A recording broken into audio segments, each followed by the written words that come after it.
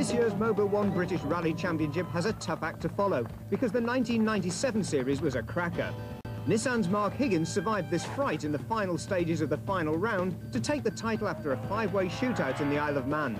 But his rivals, including 1996 champion Gwyndaf Evans, weren't so lucky. As the aerobatic Evans practiced precision parking, that gave Alistair McRae in the Golf a chance of his second British title. But it wasn't to be.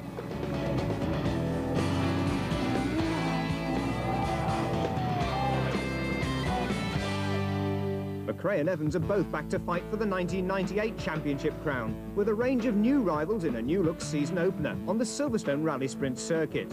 With the well-proven Volkswagen, McRae is a favourite. We do this as a bit of a warm-up. It counts for manufacturer's points, so it's going to be as competitive as the stage rally, and I'm looking forward to Wales. I think we've got to be there or thereabouts. The car was very quick last year on gravel, and we've got the new car coming out halfway through the year for the asphalt, so I'm fairly confident.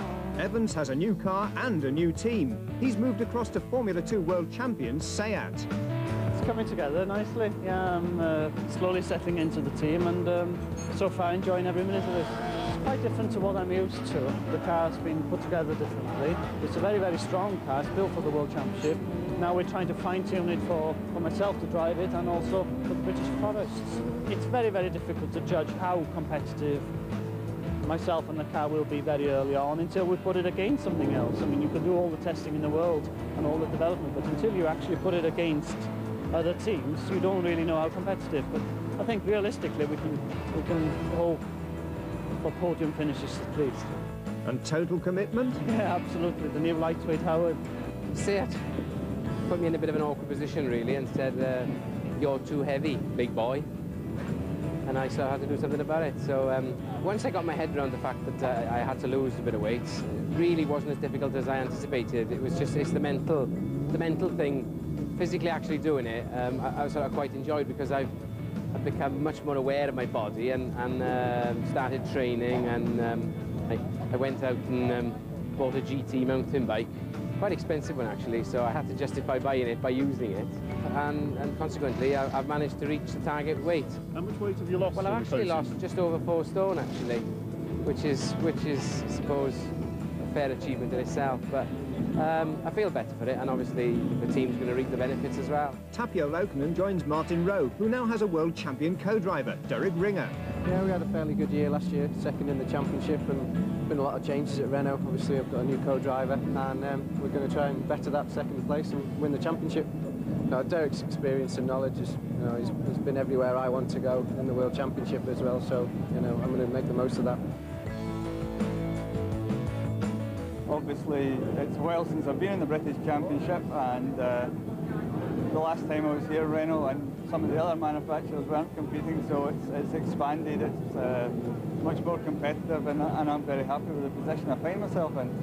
And from round 2, Vauxhall have returned to the championship with Finn Jarmo Kuutaleito. I'm very pleased to be here again, and we have a new car, new model, and a new team, and we are going to do our best. And Justin Dale gives the latest Peugeot 106 its British debut.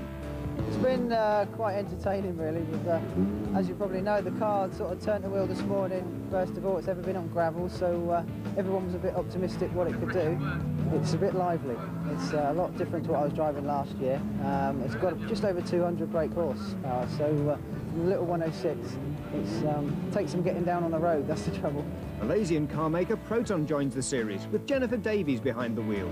Obviously, I'm new to the work scene, so is Proton, so I mean, it's worked really well. It's not like I'm being dropped in the deep end with a well-known manufacturer's team, because I think I probably would feel a bit stuck with that.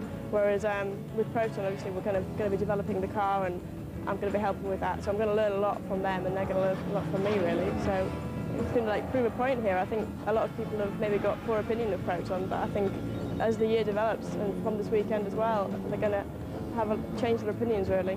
The Simonites are 3 times ladies champions. Now their targets are higher. This year it's going to be a little bit different. It's a bit more of an attacking us this year. You don't want to lose the ladies' title, but obviously if it happens, because we're actually going to try and attack more for the top sort of 10 position, really. Especially on the gravel. We've achieved it sort of quite good results on the tarmac, but not the gravel before, so that's our main aim this time. Hopefully we'll get a lot more testing under our belts. It's like a tennis player, isn't it? Think how many hours they have to train to get that good. So hopefully we're going to really try this year and get loads of testing done and really sock it to them. And the four-wheel drive Production Cup is always one of the most closely fought classes. You know, the Production Cup is a hardly fought cup that's going to be a real fight all the way through the year. We showed our hand last year, we showed we can win with the car. To a lot of people's amazement, and probably even mine, we're hopefully having a brand new car for Ulster, a new 205 style of car which has better brakes. The 17 sets of brake pads on the Isle of Man and winning the class. Luckily sponsored by Mintex, we got away with that one, but if I had to pay out of my own pocket, yeah, it would be hard work.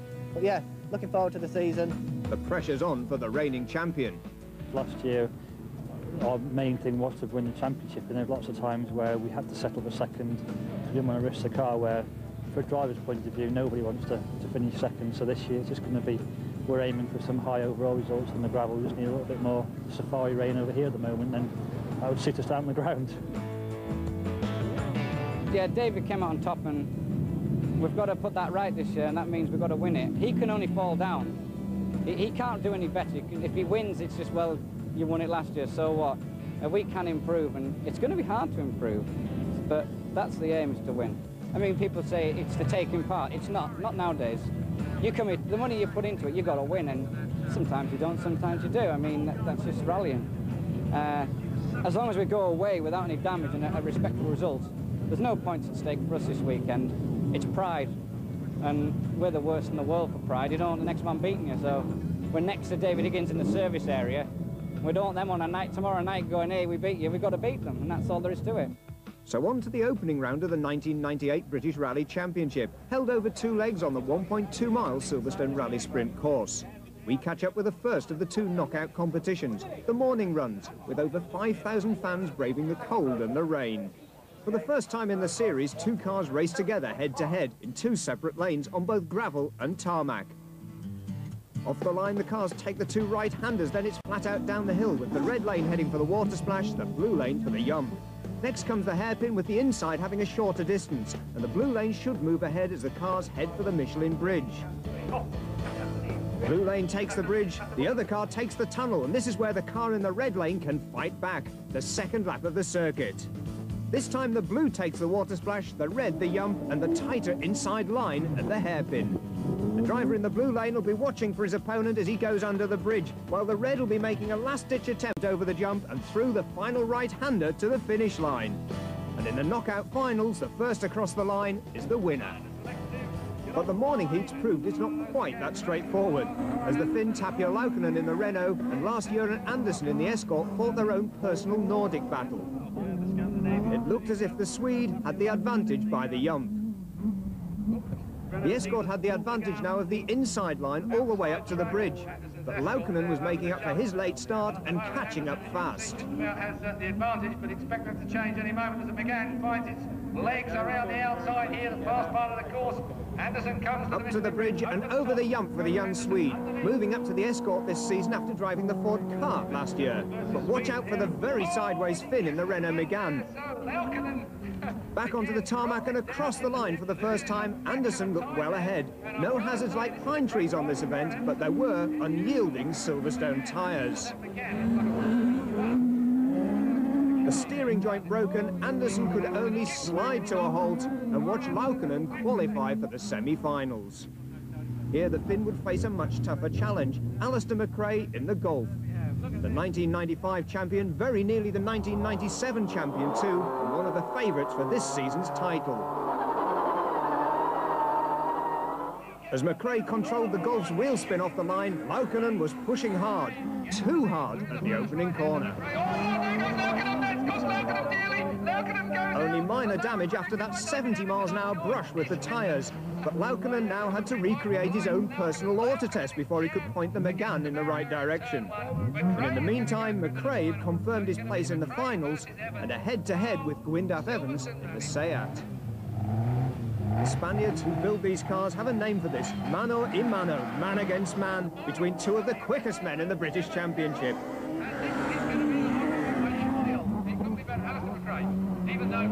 McRae in the Golf, an older car which will be replaced about mid-season. Evans in the brand new Seat Evo 2.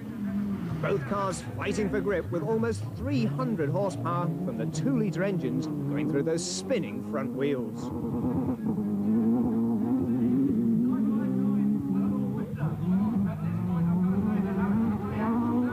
Up and over the bridge from McRae, the early leader as the cars completed the first lap. But now Evans had the inside line for lap 2, and the Welshman was set to use every inch of the track, and a bit more as he went on the attack.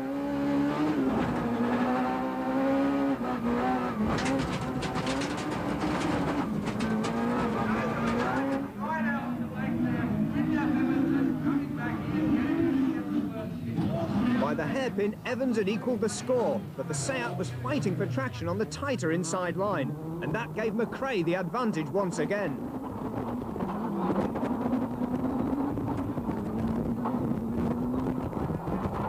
It was absolutely equal at the bridge. McRae in the tunnel, Evans at the yump. It was all down to the final corners on a treacherous, muddy tarmac surface. And as McRae slithered towards the Armco, it was Evans who was able to stay on full power and claim the first Mobil 1 British Rally Championship victory of the year. Winner of the first leg of the rally sprint, a great debut for Evans in the Seat team. And that win meant that Seat start the year at the head of the manufacturers' championship points, with Volkswagen second, Renault third and Ford fourth, ahead of Peugeot, Vauxhall and Proton. But with points being scored in 8 rounds this season, there's still a very long way to go. Jason Plato, playing on his own, playing with himself. But it wasn't just the rally drivers who were soaking up the action. Renault touring car ace Jason Plato had been persuaded to drive a third Megane for a one-off appearance and his rally debut. I'm actually... Mud. Starting to look like a proper rally driver. Yeah. Enjoyed the morning? Yeah, I have actually. I mean, I'm a bit disappointed in myself. I didn't make the top 8. I missed out. I was 9th. But I've got 101 excuses. Like? Oh, the conditions changed. I only had one go in the dry. It rained. Wasn't quick enough. It's funny, you know. I said yesterday this is just fun for me, but as soon as all the watch starts ticking, fun just goes out of it a little bit. And you get more serious. So I think we'll do better now because at least the conditions are wet, and it's the same for everyone. It's not going to change. At least I've been around 3 or 4 times, so I'm a bit more confident now. I mean, I only missed out by half a second or something. I set my fastest time in the wet, so you know I was being a bit of a puff this morning, I think, in the dry. So yeah, we're going large. I do like this this water splash and jumping type stuff. I think we should introduce them in the touring cars. But before the afternoon action, a very special moment, as the paddock went silent as a tribute to one of Britain's greatest motorsport personalities, the late, great Roger Clark. Judy, Roger's widow, along with sons Oliver and Matthew, were on hand with Lord Hesketh, president of the British Racing Drivers Club, to rename the course the Roger Clark Rally Stage in his memory. A fitting tribute to the man who won 2 RAC rallies in 1972 and 1976, and thrilled and inspired a whole generation of rally fans for over 3 decades at the top of his sport. Then it was on with the action. In the absence of the latest Astra, Peter Little was upholding Vauxhall honours with a factory development engine in his old ex-David Llewellyn car. It was proving more than a match for Adam Kent, driving last year's Works Peugeot 306 S16. In the Ferodo Super 1600 class for the smaller, lighter 1600cc cars, Jennifer Davies was giving the new Proton a successful debut, but was outside the ranks of finalists as the cars lined up for the final heats.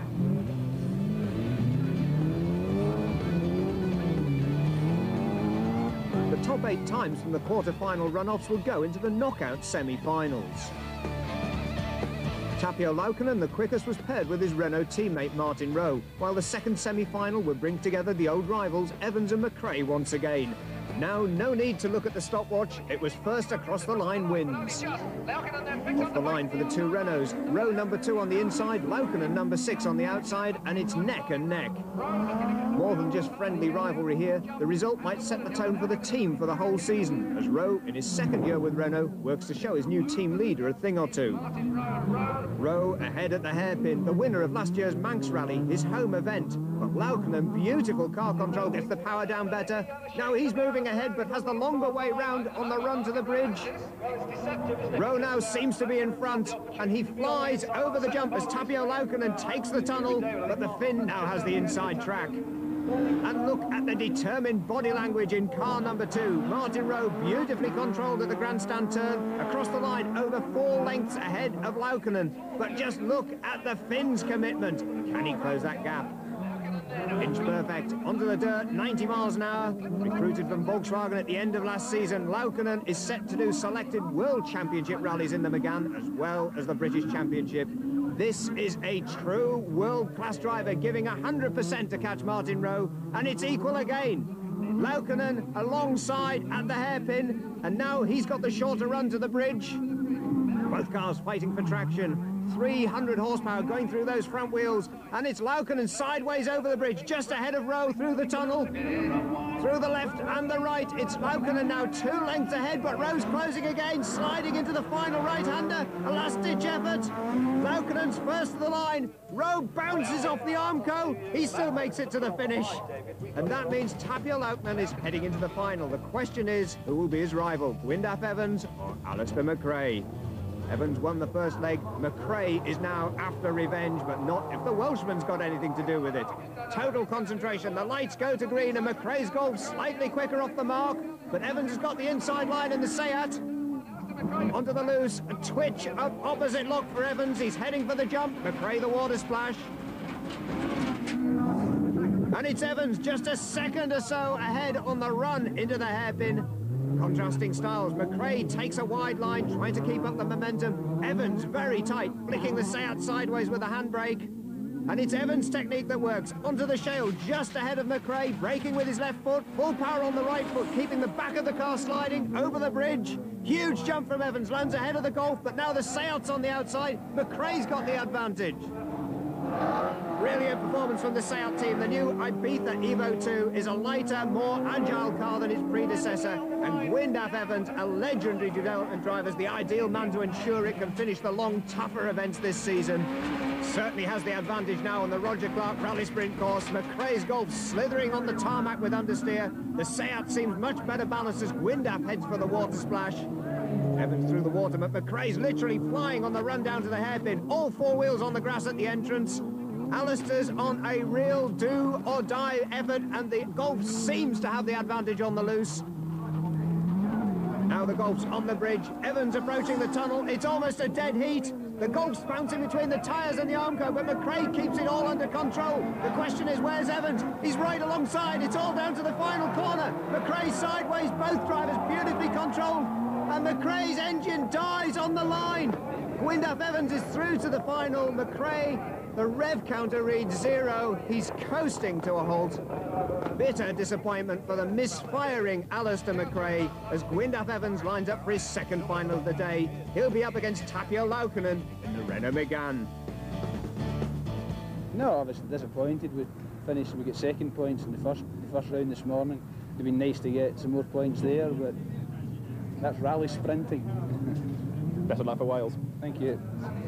And before the Super Rally Car final, the class finals. First, the Ferodo Super 1600 cars. Neil Weirden from Lancashire in the Honda Civic VTI. Justin Dale from Hampshire in the Peugeot 106 Maxi Kit car.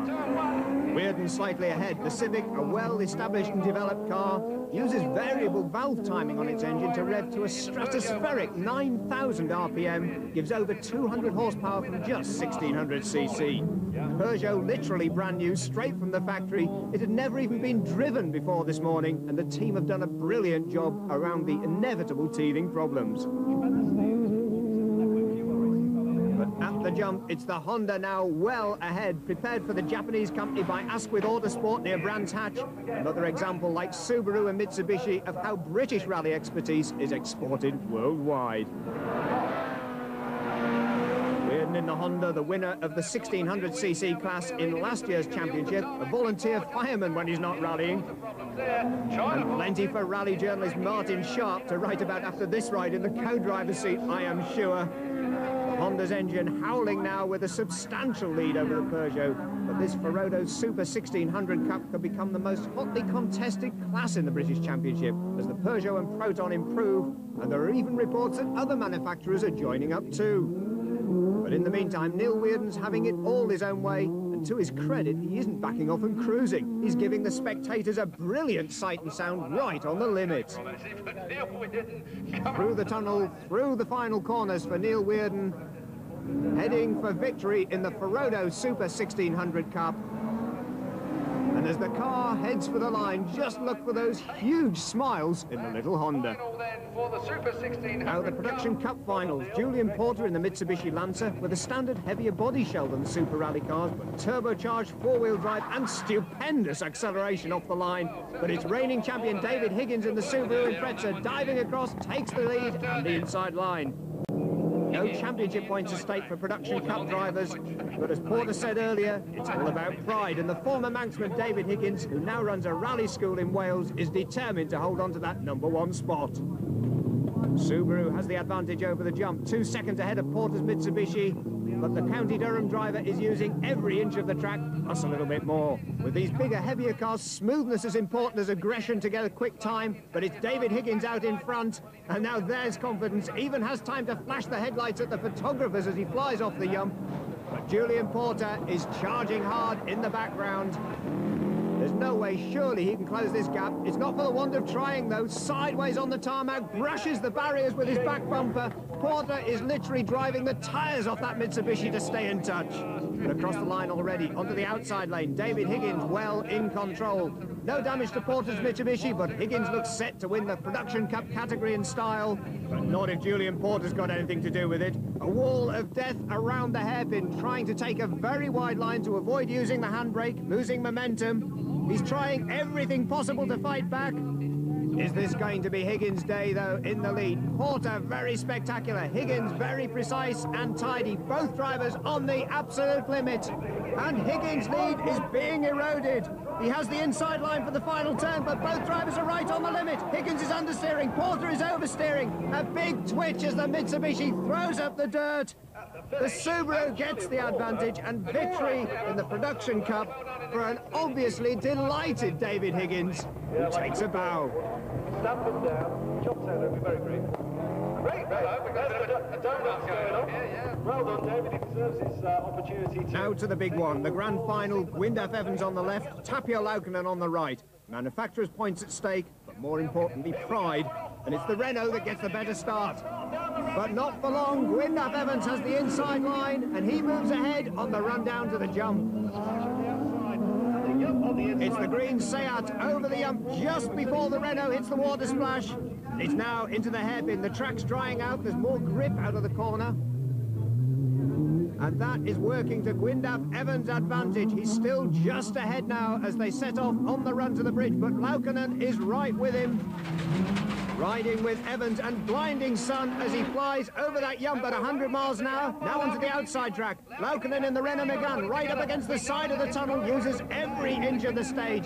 But it's Evans ahead onto the tarmac. Laukkanen's right on the limit behind. Slides wide, oh, bounces off the barriers, back onto the track. Keeps going though. Question is, has that now affected his rhythm? Oh, it certainly doesn't look like it though. Laukkanen's got the inside track now. He's closing on Evans as the Seat heads down to the water splash. Over the jump for Laukkanen, closing on Evans into the hairpin. This is going to be close. Handbrake on, trying to slide the tail of the Megane round, tighten his line through the corner, set himself up for the next one. But Evans is still ahead. Up to the tunnel, the Seat leads, but Laukkanen's fighting back. The Renault flies over the bridge, the Seat goes through the tunnel. The Renault is making up ground on Evans. It's side by side into the final corner. Both drivers keeping it tidy. And it's the Seat getting its power down first. Gwyndaf Evans and Howard Davies win for Wales. Just he turned in. No, he lost it coming into that. Yeah, yes, we won. But that's what he did. He lost it coming in there. And Evans reverting to his native Welsh in the excitement for a bilingual conversation with Howard Davies. I guess there's a bit of life still in him. Yeah, really happy. Warmed up to expectations. Yeah, it's quite evident that the couple of sport boys have been working hard behind the scenes since the RSC rally, and they're doing a good job with the car. The car's getting more competitive all the time, and we've still got quite a bit of work on her, and it's looking good. It was indeed looking good for Evans and Seat, taking the lead of the Manufacturers' Championship by 5.5 points from Volkswagen and Renault. But with the Silverstone Rally Sprint counting only for team points, the true challenges were still to come for the individual drivers, along with the chance for Peugeot, Vauxhall and Proton to show their true potential. First, though, there was still time for the main rivals to celebrate in the Silverstone sunshine.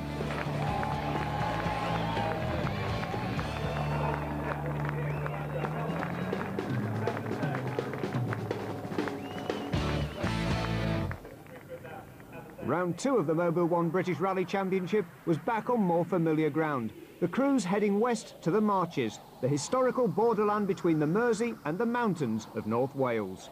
The Vauxhall Rally of Wales would use the classic forest stages of Snowdonia and Mid-Wales, but the opening special stage was very different, on the banks of the Mersey at New Brighton near Liverpool.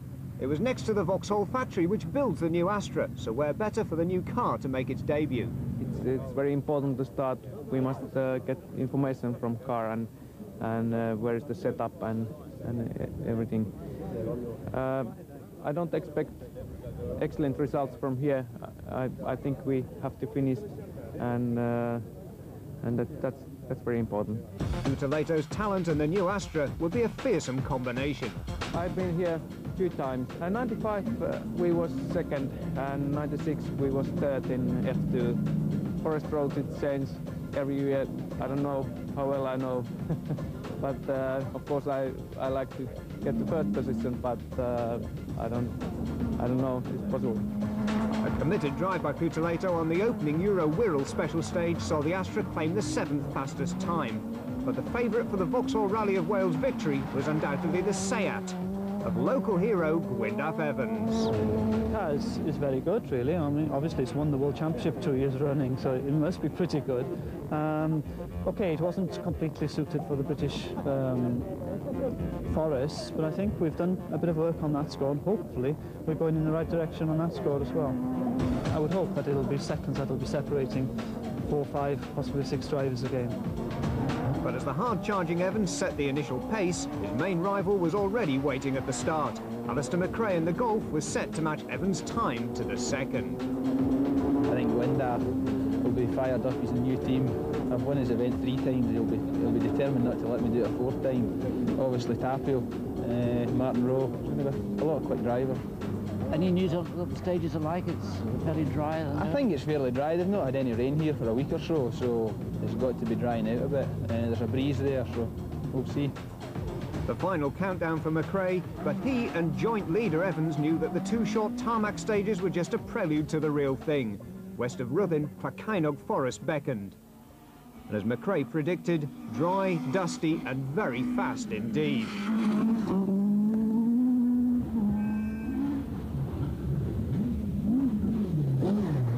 3 stages in Crackainog and 1 in Brennig would lead to the first service area and form the bulk of the opening day's action. McRae was the early pace setter, but not for long. Despite not feeling happy with the Seat's steering, Evans was still a match for the Volkswagen's speed. A second ahead after the first Crackainog stage, the Welshman was charging. Even a self-opening door wasn't going to stop Evans and Davies' charge, as the home hero moved 7 seconds ahead of McRae after 6 stages. Evans' teammate, Scotswoman Barbara Armstrong, was also starting well, up to 10th place in a Seat, the early leader of the Ladies' Cup. 1997 Manx Rally winner Martin Roward thought the worst when his Renault Megane limped through Euro Wirral with a misfire. Fortunately, though, it was cured for the Forests, allowing the Manxman to climb from 9th to 4th place, but his delay had cost him dear. He was now 30 seconds behind Evans and McRae. And it was in Crackainog that Renault new boy Tapio Laukkanen was showing his pace in the Megane. Despite a slow start on the opening stages, the Finn was now second. But another problem was becoming obvious. As Laukkanen was closing on the cars ahead, he was running into their dust, and life was becoming very uncomfortable indeed.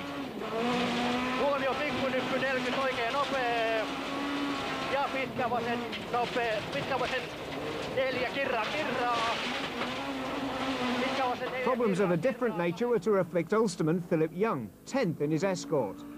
The dry stages were now getting polished smooth, and he was set to slide off the road and out of the rally on stage 4. That left Stephanie and Rachel Simonite upholding Ford honours, as well as battling with Barbara Armstrong for the lead of the Ladies' Cup. Now with coaching from Women's World Champion Louise Aitken-Walker OBE, the rally also marked the Yorkshire pairing's first full event in the 300 horsepower Escort kit car. Despite struggling with a troublesome gear linkage, Stephanie came out of Pecanog 11th overall and 2 seconds ahead in the Ladies' Cup battle. And the new Vauxhall Astra was proving incredibly competitive right out of the box. The rally car, which was actually launched a week before its road-going equivalent, was so new it had only been driven 4 days before the rally start. And most of the suspension settings had been arrived at after testing on 1 private special stage. Despite that, Cutaleto was already up to 8th place and climbing. An amazing performance. Despite giving away almost 100 horsepower to the 2-litre Formula 2 cars, Neil Weirden's 1600cc Honda Civic was closing on the top 10 as well as dominating the Ferodo Super 1600 class. And the Lancastrian fireman was using every one of the Honda's 9,000 revs. Things weren't going so well for Weirden's Super 1600 rivals. The Protons of Jenny Davies and Swedish teammate Mats Andersson were both set to retire after engine failures. Meanwhile, Hampshireman Justin Dale in the Peugeot 106 was fighting back after fuel pump problems. It was a tough debut for the French pocket rocket. Its engine was still tuned for flat-out continental tarmac rallies, and its all-or-nothing throttle response was giving Dale wheel spin even in 6th gear. Another highlight of the 7th and 8th stages of the day in Penmachno Forest was a fantastic battle between the Group N production cup cars. They still have turbochargers and 4-wheel drive, but their production all-steel bodywork means they're heavy and a lot harder to slow for the tight turns. Chasing Johnny Milner's Toyota in 10th was Jeremy Eason, 9th in the Mitsubishi, demonstrating the braking problems. Just 5 seconds has separated Eason from the Finn Marco Ipati as they entered Penmachno, but now Ipati was ahead by 3 seconds to claim 8th overall and 3rd in the production class. But ahead of them was an epic battle for the class lead. David Mann in the Proton Persona had fought a day-long duel with the Subaru of David Higgins. The Proton went into Penmachno just 1 second behind, but who would come out with the class lead and 5th place overall? The answer was Higgins. With headlamps ablaze, the younger brother of last year's British champion Mark stormed through the 2 stages to open a 27-second production class lead.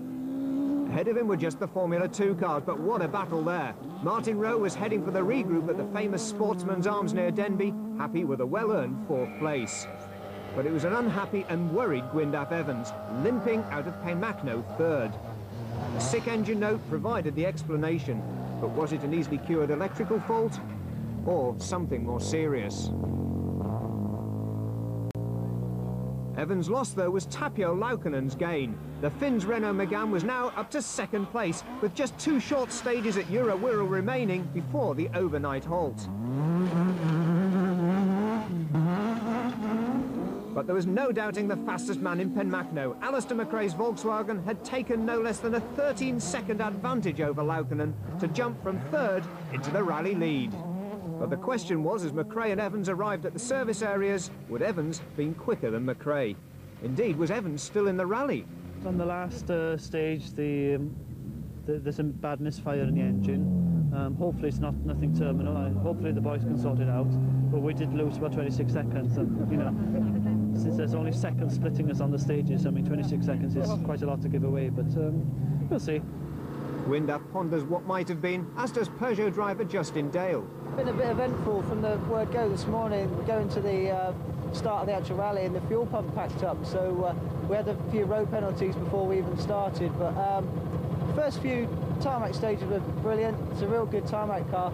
It's the first time the car's ever been on gravel, so it's been a uphill struggle from the word go, but it's coming together now. The last 2 stages in Penmachno, We really had a go and quite a competitive time, so it's looking good. So the overnight leaderboard after 10 special stages, with Alistair McRae ahead of Tapio Laukkanen, in turn just a second ahead of the recovering Evans, and Martin Rowe fourth. But Saturday's 7 stages would change the whole shape of the event. An epic fought out on classic Mid-Wales stages, their names legends in themselves: Maherin, Sweetlam, Hafren, Panpertog, Dyfi, Garthiniog and Dyfnant. First on the road, Alistair McRae trying to balance pace with the minimum of risk to capitalise on his overnight lead. In Laukkanen's Renault, on the opening stage at Maherin, the opposite attitude, attacking from the word go. Just 6 seconds at stake, 7 stages, 95 stage miles left to take the lead.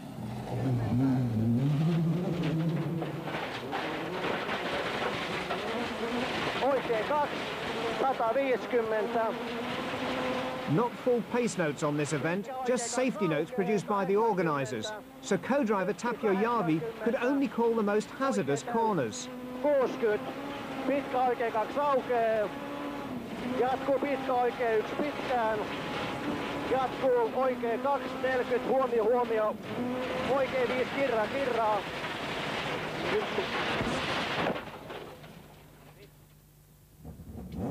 Amazingly, no signs of major damage as Laukkanen quickly hit the starter button after a 90-mile-an-hour spin on a single-track gravel road. But watch the left side of the Megans windscreen.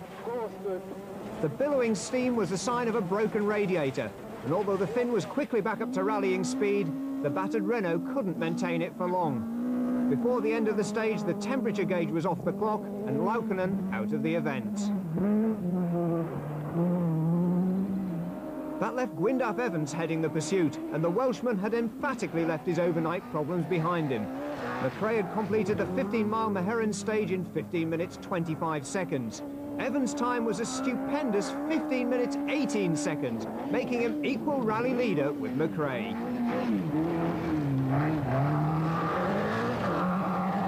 The battle moved on to stage 12, Sweetlam, but as the Seat dived into the forest, Evans was becoming more and more concerned with its steering. And the sudden lurch to the right was the result of one front wheel steering in each direction. Instead of suddenly fighting for the lead, Evans and Howard Davies were fighting to stay in the event.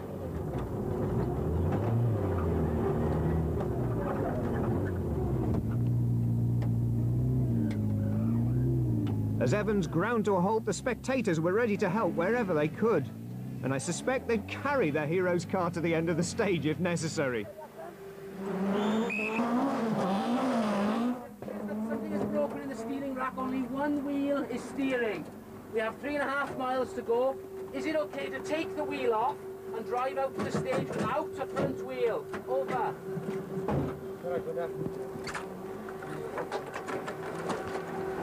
Get your brace. Yeah, it's in the car. Where is it? Well, where is it sitting? Have you got service on their phone? When the wheel came off, Evans discovered he could reassemble the steering components and finish the stage, although over 10 minutes had passed, and with it any hope of a top position. Seat's bad news too continued, as the second car lost valuable time for a very different reason. Barbara Armstrong had started the stage 11th and back in the lead of the Ladies' Cup, but that would change when she made this complete bolognese of the Sweetlam hairpin. And despite the best efforts of the spectators, it must have seemed to Barbara that her embarrassing moment was going to go on forever and ever and ever.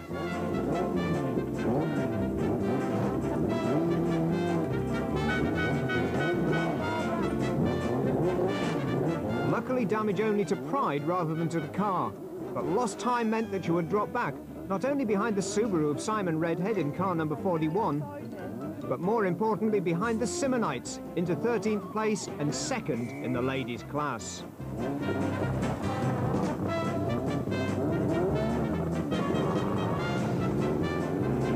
This will be a corner that will haunt poor Barbara for years to come.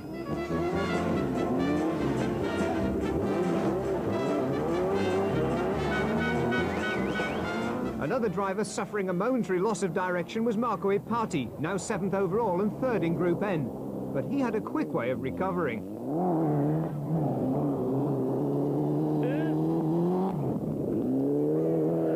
At the head of the field, Martin Rowe had now taken up the pursuit for Renault and was in second place.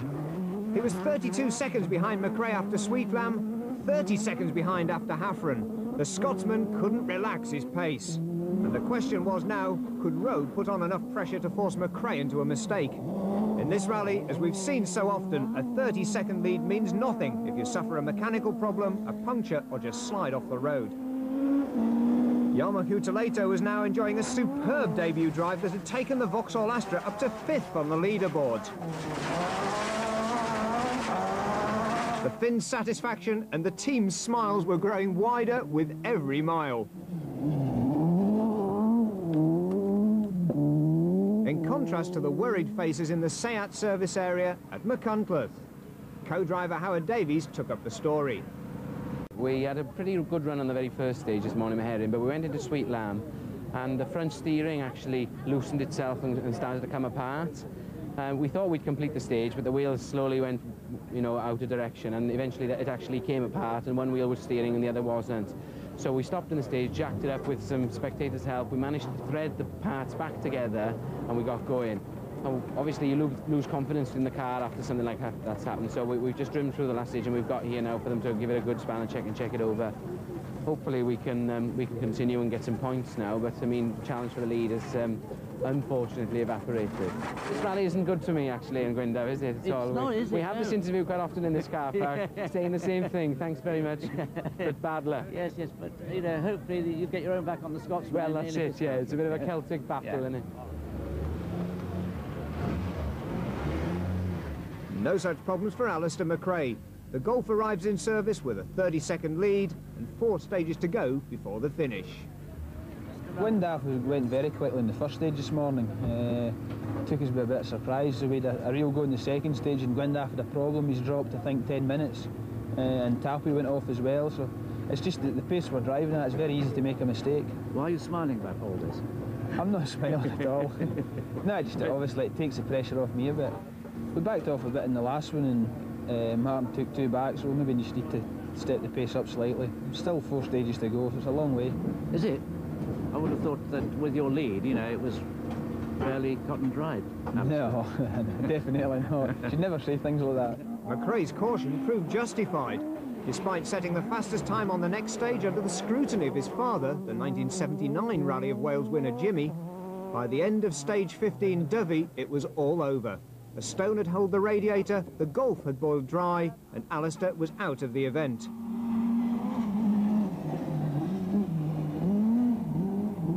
Jarmo Huitelato's impressive drive too was set to come to a premature end. On stage 14, Pant Pertog, Jarmo was watching the temperature gauge climbing higher and higher.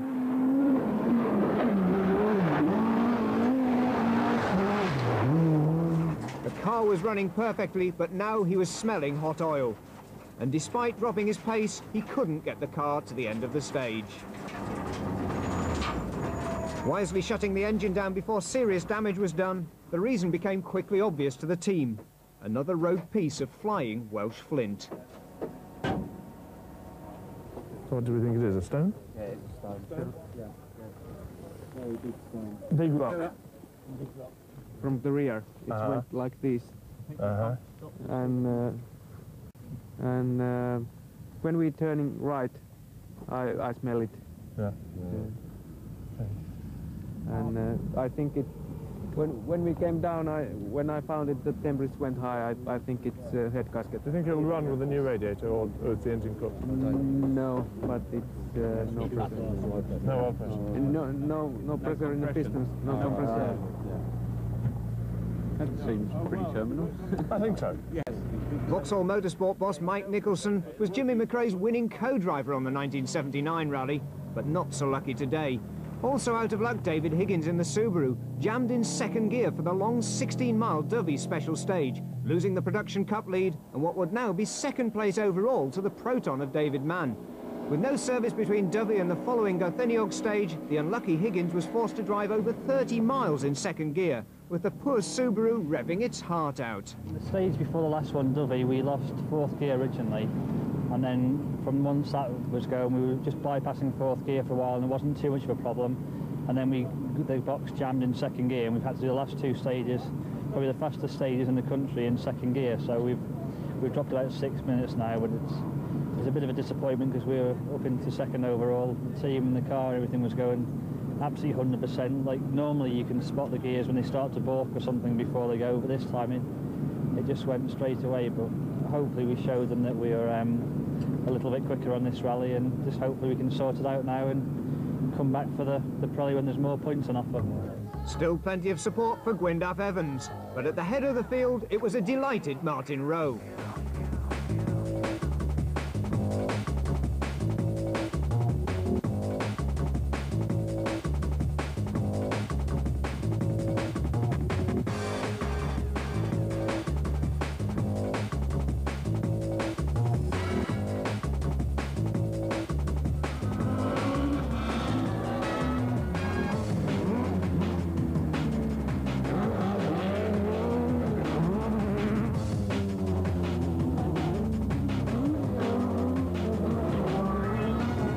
Second, David Mann in the production Proton Persona, his best ever result.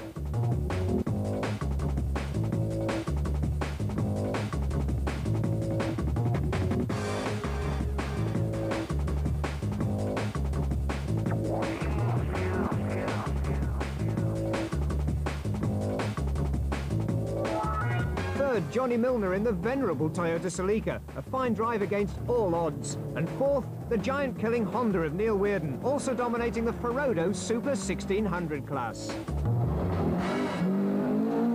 And just behind the troubled David Higgins, 6th overall for the production class Mitsubishi of Julian Porter. And a dramatic finish to the rally for Gwyndaf Evans. 4 fastest times on the final 4 stages brought him from 24th place to an eventual 7th. For valuable championship points and perhaps a moral victory. 8th overall for Stephanie and Rachel Simonite in the Escort, winners of the Ladies' Awards by just over 2 minutes. In 9th place, Simon Redhead and Alan Thomas, gaining 5th place in the Production Cup category in their Subaru.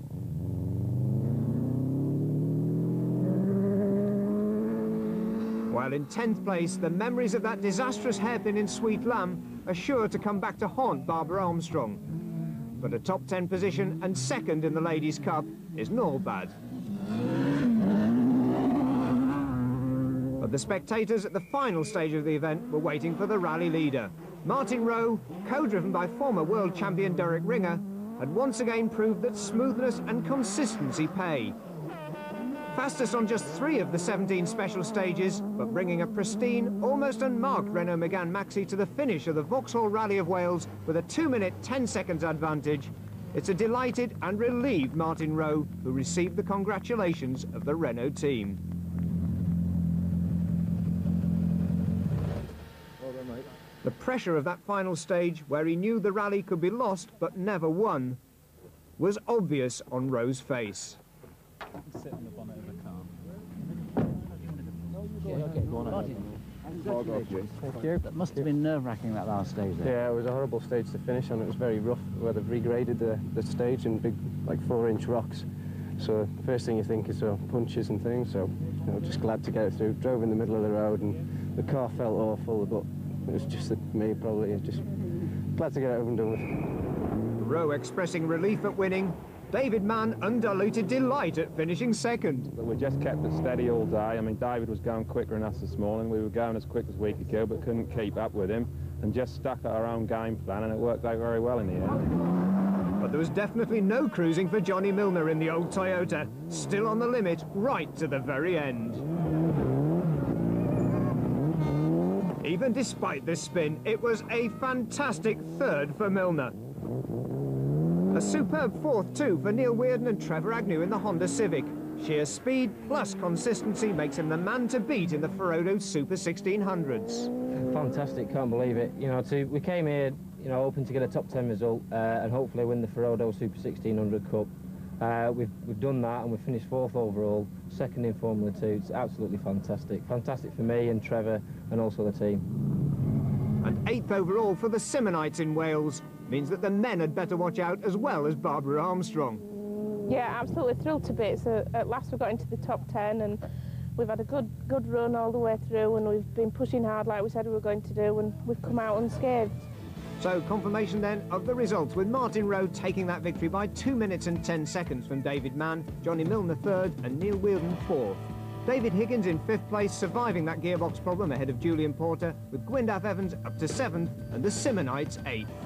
And Martin Rowe leads the Drivers' Championship points ahead of Neil Weirden and Gwyndaf Evans, with only the drivers of the front-wheel drive cars eligible to score. And with 2 rounds completed in the Manufacturers' Championship, it's SEAT with 60 points to Renault's 58.5. Behind them it's Ford, Peugeot, Vauxhall, Volkswagen and Proton. So once again, a spectacular Vauxhall Rally of Wales, with a dramatic result.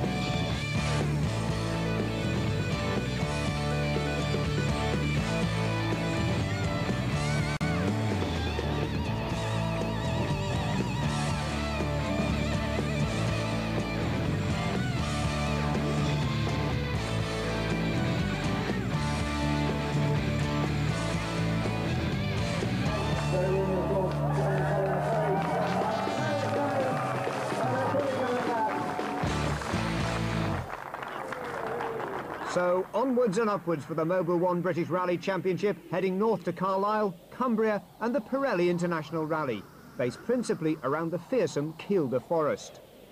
With dust, blind corners and deep ditches, Martin Rowe knew as well as anyone that good luck as well as good strategy will be critical, as he left the start ramp at Carlisle Airport.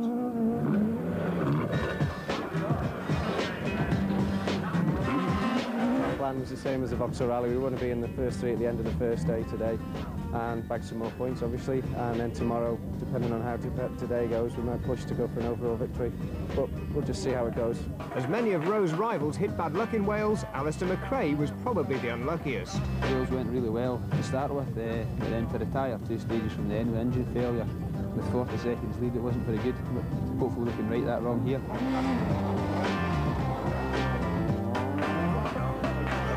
It was just good luck. I mean, my co-driver, he was just a half second behind the notes, and that's all. It was too much.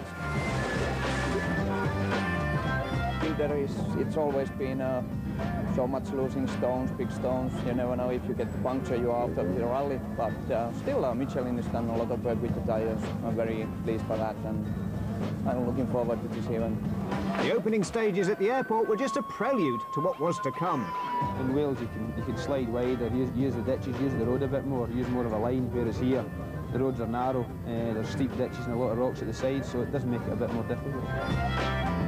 Today, obviously, we've got 3 main stages, so there's quite a bit of pressure. One mistake in any of those stages or a puncture and you're going to be right down the field, and there's not many opportunities to pull back any time lost, so we're going to be going pretty quickly, but you've got to be very careful. It's long stages, you can't afford to make any mistakes because otherwise you're just straight into the ditches, so you've got to be quite precise with your driving, and hopefully the Peugeot is going to keep me on the straight and narrow. Sharing the fastest times with McRae and Rowe on the opening stages, Gwyndaf Evans in the SEAT had his sights on the championship lead. Meanwhile, his teammate Barbara Armstrong had the same goal, to beat her rivals in the Pirelli Ladies' Cup, the Ford crew of Stephanie and Rachel Simonite.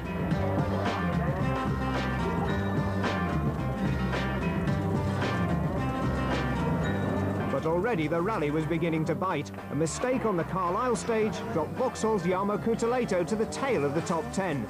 But the serious business was already beginning 20 miles to the east, in Europe's largest man-made forest, surrounding Kielder Water on the border between England and Scotland.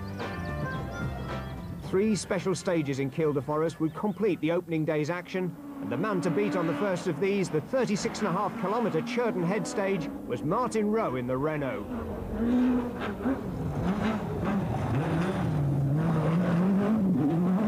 Obviously, the conditions were ideal for the Megans. Tapio Laukkanen was second fastest on the stage, just 3 seconds behind the rally leader. But the Finn was obviously not being intimidated by the giant Kielder ditches.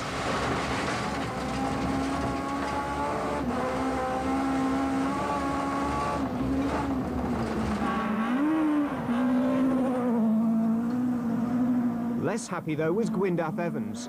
The Seat Ibiza was 15 seconds slower than the Renaults, and the Welshman was noticing a misfire out of the slower corners.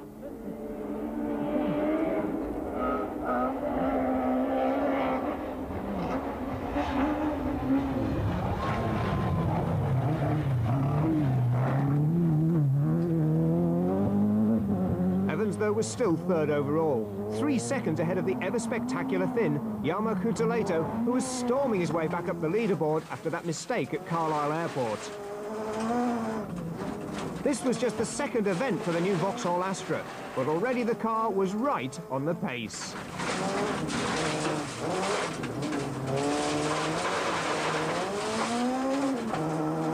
Less fortunate, though, was Alistair McRae.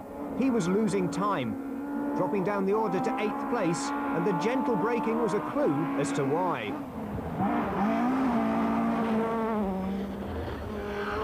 A flying stone had smashed a brake pipe, and the pedal was slowly sinking to the floor. Frantic pumping to keep the pedal pressure and the brakes on the Golf. Rutland driver Jeremy Eason, 5th overall, was heading the Production Cup category in his Group N four-wheel drive Mitsubishi Lancer Evo 4. After previous domination of the class by Subarus, this year the Lancer looked set to be the car to beat, but there were just a handful of seconds in it. Johnny Milner and his venerable Toyota Celica was just 2 seconds behind Eason after stage 3, but already the car's temperature gauge was running in the red, and the Yorkshireman was forced to drop his pace and feed the car with gallons of water to make it to the end of the day. Third in the Production Cup and 9th overall, Gavin Cox was just 6 seconds behind the class leader in his Mitsubishi, but he was being rapidly caught by David Mann in his Proton Persona. The Suffolk driver had lost over 30 seconds and as many places with a spin on Carlisle Airport, but a storming recovery had him already back in the top 10. Krista Steen was a surprise early leader in the Ferodo Super 1600 class. His Skoda Felicia X-Works kit car outpacing both championship leader Neil Weirden's Honda and the factory Peugeot of Justin Dale. The Swedish driver was just 18 seconds slower than the Renault Megans in Churden Head, climbing to an amazing 7th place overall as the cars headed for service in Hexham, with a short 30-minute respite for the drivers before 2 of the classic superfast Kielder stages, Falston and Kersop, both 30 kilometres long. And immediately there was a change at the head of the leaderboard. A storming drive by Tapio Laukkanen took him through Falston, a full 10 seconds ahead of his Renault teammate Rowe, and into the rally lead. The Finn had gambled on a different tyre compound, and it obviously worked, aided by the classic Laukkanen 100% commitment.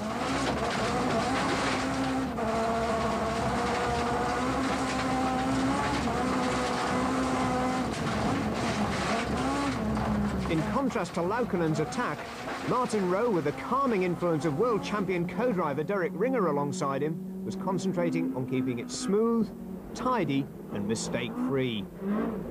He would still leave Falston in 2nd place, 7 seconds behind his teammate, and in a good point-scoring situation to reinforce his championship lead. And from a championship point of view, the Pirelli International Rally is effectively 2 events in 1. Each of the 2 days is classed as a separate event for point scoring, with the 2 leaderboards then combined to give an aggregate overall winner. And that might be good news for the Renault's rivals. Gwyndaf Evans' Seat was resisting all attempts to cure its misfire. Evans started Falston 3 seconds ahead of Kuutaleito in the Astra, but by the end of the stage, the positions were reversed, with the Finn moving up to 3rd place, a second ahead of the Welshman.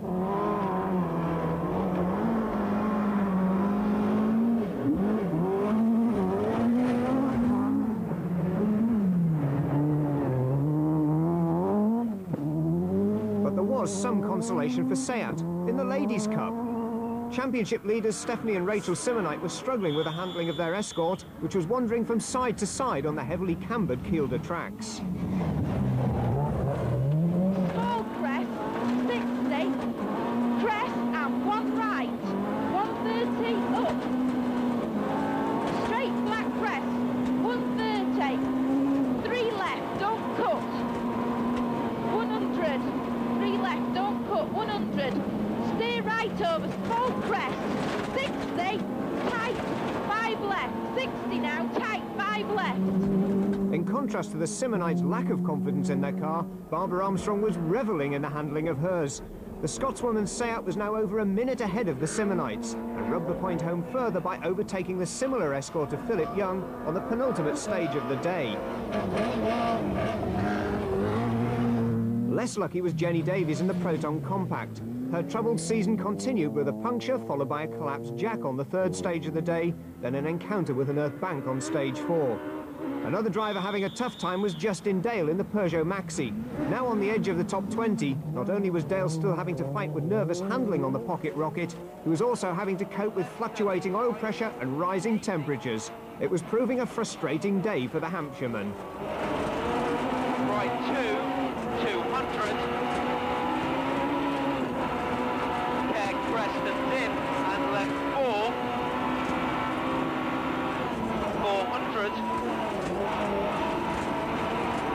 But on a 1 to 10 of frustration, Alistair McRae must now have been scoring 20. From thoughts of victory, the Scot was now struggling in 11th place.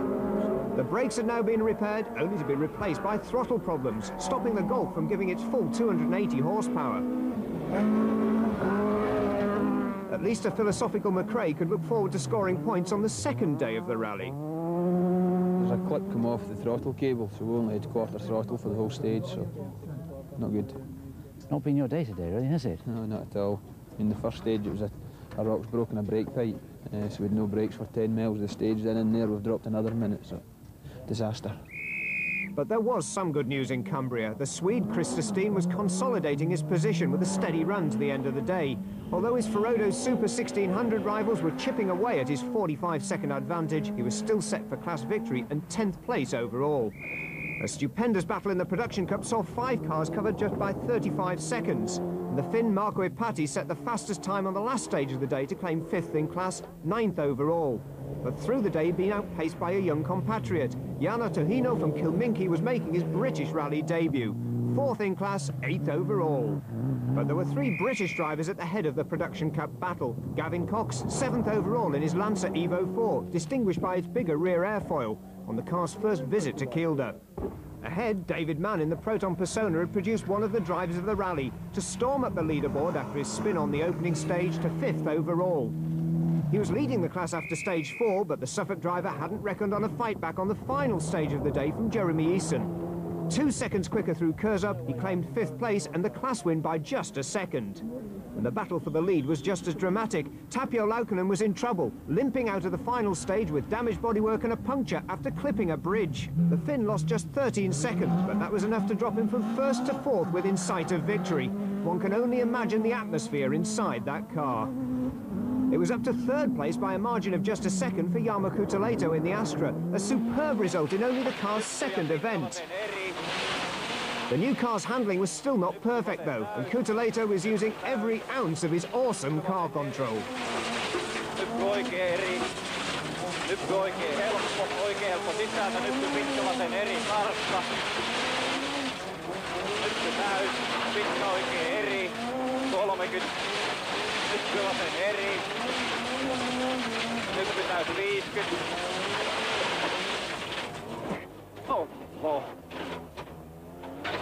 Nyt oikein helppo tarkka.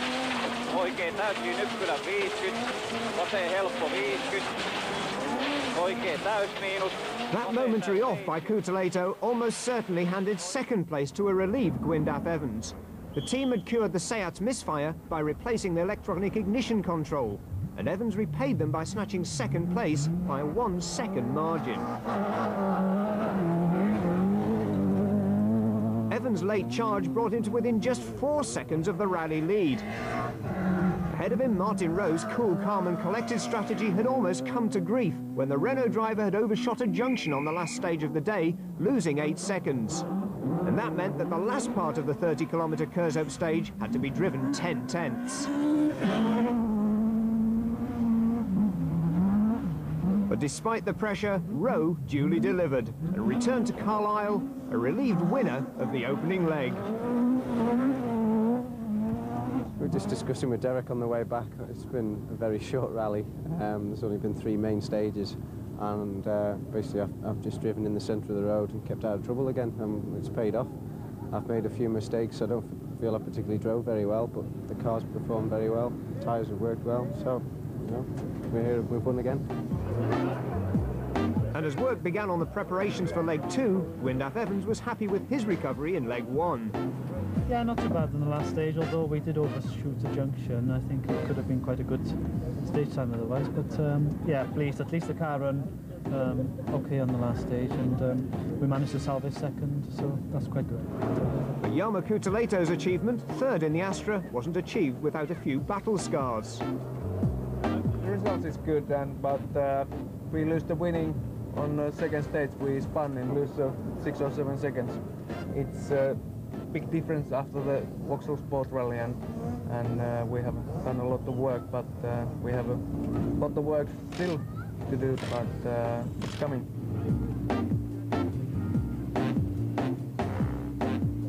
But what went wrong for Tapio Laukkanen on that dramatic last stage of the day? On the last stage, we slightly touched the bridge, narrow bridge, and our front wheel, and we got it to puncture, and then it also broke the lower arm. We lost something like half minute on the last stage. And the lead? Yes, of course, but still we have one day to go, and now the gap is only 6 seconds to Martin, so it's not so bad. David Mann must have thought he had his class victory in the bag, but he reckoned without Jeremy Eason. Knew we was a second behind going into that stage, so we sat at the start, thought, shall we have a go or shan't we? Shall we settle for second? But we had a bit of a go in there, and we just managed to get it by 1 second. Very close.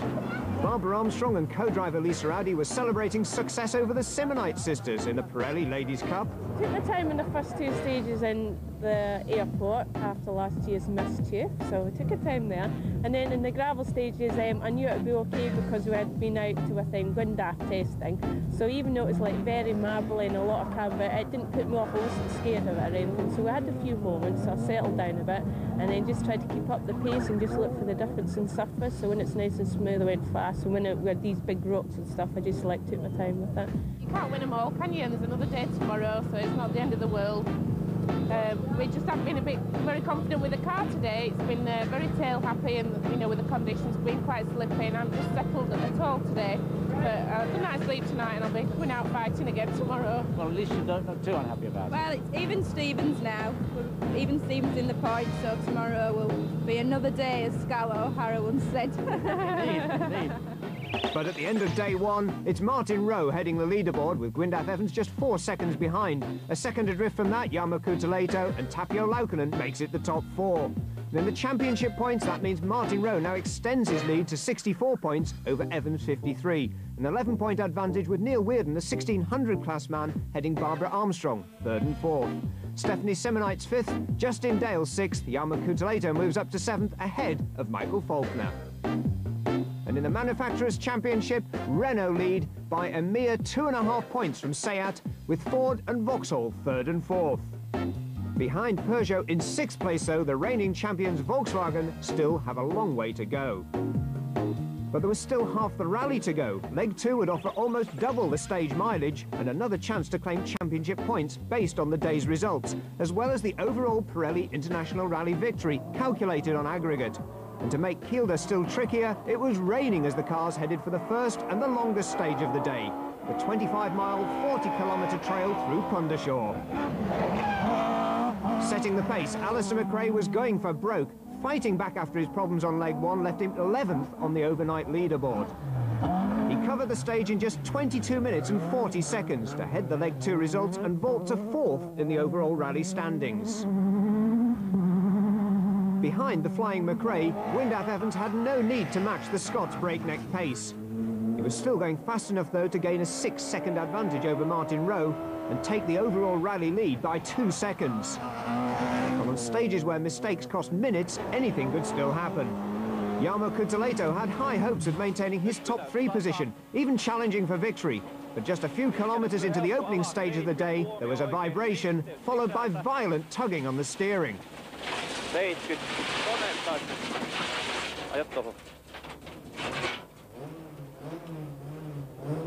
A quick stop to check the situation, but it wasn't a puncture. It was a broken brake disc, as Kuutaleito was to discover at the very next corner.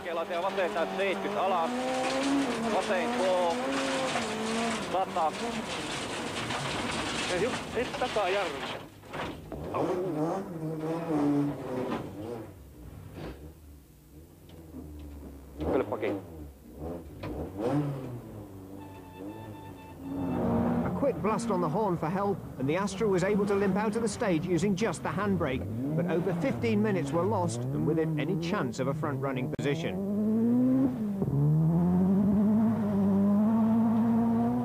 Another driver to lose time and a chance of honours was David Mann. He slithered off the road 3 miles from the end of the stage and lost almost 30 minutes before continuing at the tail of the field. In contrast, Jana Tuhino was driving a storming stage on his first ever visit to Pundershaw. As a result, the young Finn jumped into the Production Cup lead and 5th place overall, just 10 seconds behind Alistair McRae. Martin Rowe, meanwhile, was refusing to be flustered by all the heroics around him. Although losing time to McRae and Evans, he was happy to play the tortoise to their hare. After all, his strategy had paid off on day one. He was championship leader and still second in the aggregate results. In contrast, Tapio Laukkanen was reinventing the words maximum attack, used regularly by Finnish drivers of years gone by. His charge kept him ahead of McRae in 3rd place and just 6 seconds behind rally leader Evans with 3 stages to go. In the Pirelli Ladies' Cup, though, the pendulum of fortune was starting to swing against Barbara Armstrong after her overnight success. She was still 16th overall on aggregate, 2 places ahead of the Simonites, but the Seat was starting to lose ground against a rapidly improving Ford. The Simonites had softened the suspension of the Escort and chosen softer compound rear tyres to improve its handling, and the combination was producing results. But despite the Yorkshire sisters' best efforts, it wasn't enough to make up that 1 minute 50 seconds overnight deficit. 4 left over crest, 100. 2 left continues, 100. In the Ferodo Super 1600 battle, Krista Steen was now fighting to maintain his day one advantage. After a slow start, championship leader Neil Weirden was now well in the groove in his Honda Civic, and the Lancastrian was set to climb from 12th to 8th overall, overtaking the Swede on the way and holding on to 3rd in the overall driver's points. Although Proton's compacts were again suffering a spate of engine failures, Jenny Davies at least was providing some hope for the team, heading to 3rd in the Ladies' Cup, 33rd overall. But it was proving a tough rally for Justin Dale in the Peugeot. The car was originally designed for smoother French rally stages, and the original gravel specification suspension supplied with the car actually raised its ground clearance only by an inch, hardly ideal in Kielder. The British Peugeot engineers quickly developed their own suspension, but on stage 8 of the rally at Riccarton, Dale all of a sudden had too much clearance under the car. 40.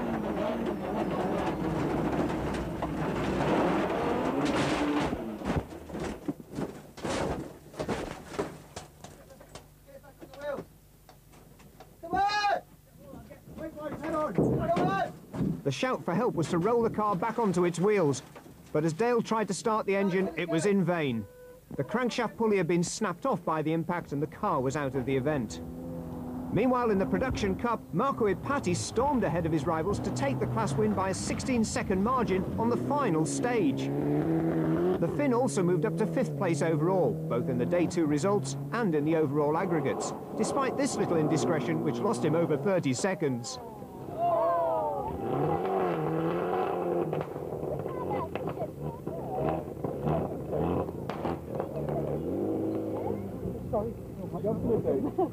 Ipati should thank those rapidly intervening spectators for giving him that class victory.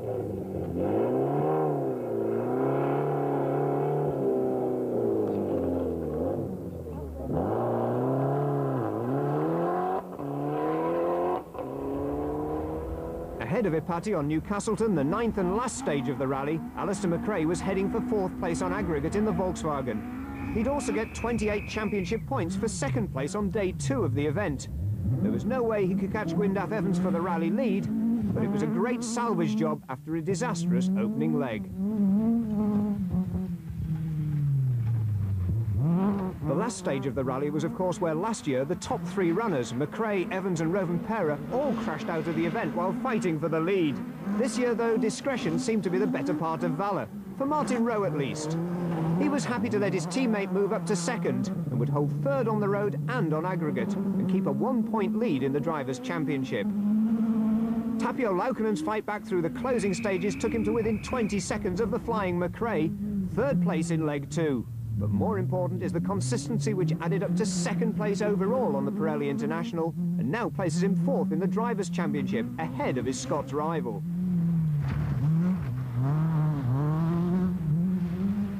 But there was no doubting the overall winner of the 1998 Pirelli International Rally. Gwyndaf Evans had overcome his day 1 problems, set the pace nearly all the way through day 2, and this year avoided any trouble on the final Newcastleton stage to give the SEAT team a historic first ever British Rally Championship outright victory. Evans and the SEAT have of course won the rally sprints, but this is the first time they've tasted victory in the forests. You never do know in this game, but equally I knew I'd had quite a good run and I hadn't wasted a lot of time in this stage. So, you know, Alistair went very well on the first stage this morning, but I'm pleased with my stage times after that. I think we were there or thereabouts on every stage after that, with the pressure. I mean, going into the last stage, it wasn't a nice feeling because I was in the same position 12 months ago and we had a big accident, and clearly that was just in the back of my mind, and I certainly didn't want to do that in the SEAT this year. So confirmation then, after a dramatic rally, Gwyndaf Evans taking that victory by 27 seconds from Tapio Laukkanen, with Martin Rowe making it 2 Renaults out of 3. Alistair McRae, his fight back taking him to 4th. 5th place, Marco Ipati, the Group N winner, ahead of Gavin Cox, the young Jana Tuhuino, and Neil Weirden, the leader of the Ferodo Super 1600s. In the Drivers' Championship, Martin Rowe now leads Gwyndaf Evans by just a single point, with Neil Weirden holding on to 3rd, ahead of Tapio Laukkanen. Alistair McRae in 5th feels he has to do everything in the latter half of the season, while the 2 ladies, Stephanie Simonite and Barbara Armstrong, are head-to-head, 45 points each. In the Constructors' Championship, SEAT lead Renault by 4.5 points, with Ford and Vauxhall completing the top 4. Handshakes all around in Carlisle, but the battle was well and truly on, as the teams prepared for their next duel, across the border in Scotland.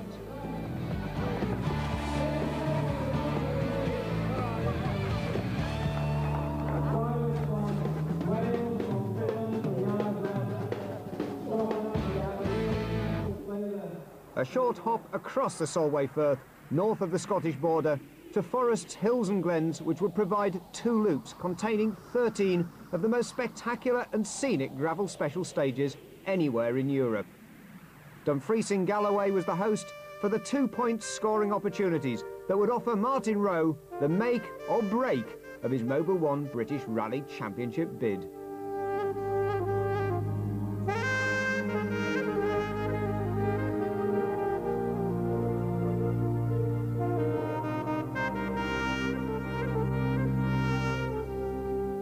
It's looking quite good so far. We had a very good start on the Vauxhall Rally with a win. Not so bad overall on the Pirelli, and like you say, we've got a 1-point lead. Here we are in Scotland, so hopefully we'll continue with the championship leader sticker on the side of the car. Thanks to his FAA E-seeding, the first on the road out of Dumfries is Jarmo Huhtaleito in the new Astra. I think for this event it's good, better than Pirelli. It was very rough in Kildare Forest, but this is much better. And 3 weeks ago we made the 3-day test in Scotland, and we playing with different things, and I'm very confident from the car, and I think it's maybe possible.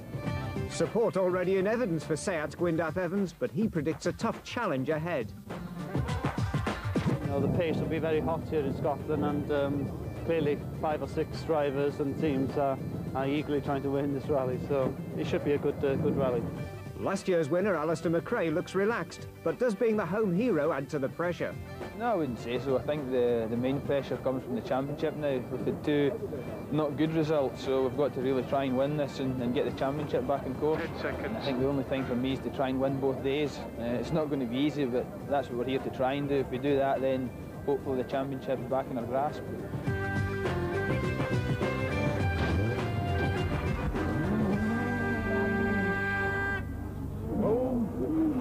But on the opening stage in Twigley's Forest, it was another Finn setting the early pace. Renault team leader Tapio Laukkanen was at his spectacular best, responding to the enthusiastic Scottish fans by covering the 9-mile, 14-kilometre stage in just 8 minutes and 32 seconds. But on the second stage, Craig, Laukkanen's seemingly traditional bad luck struck again.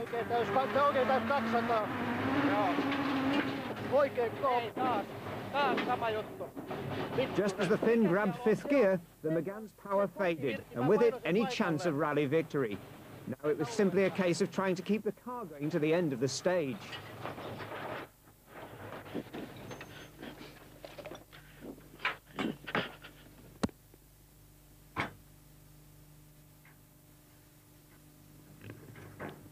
WT management, we are in the middle of the stage. We have some fuel problems. We can probably manage to come out of the stage. There is some fuel pipe is broken in the engine.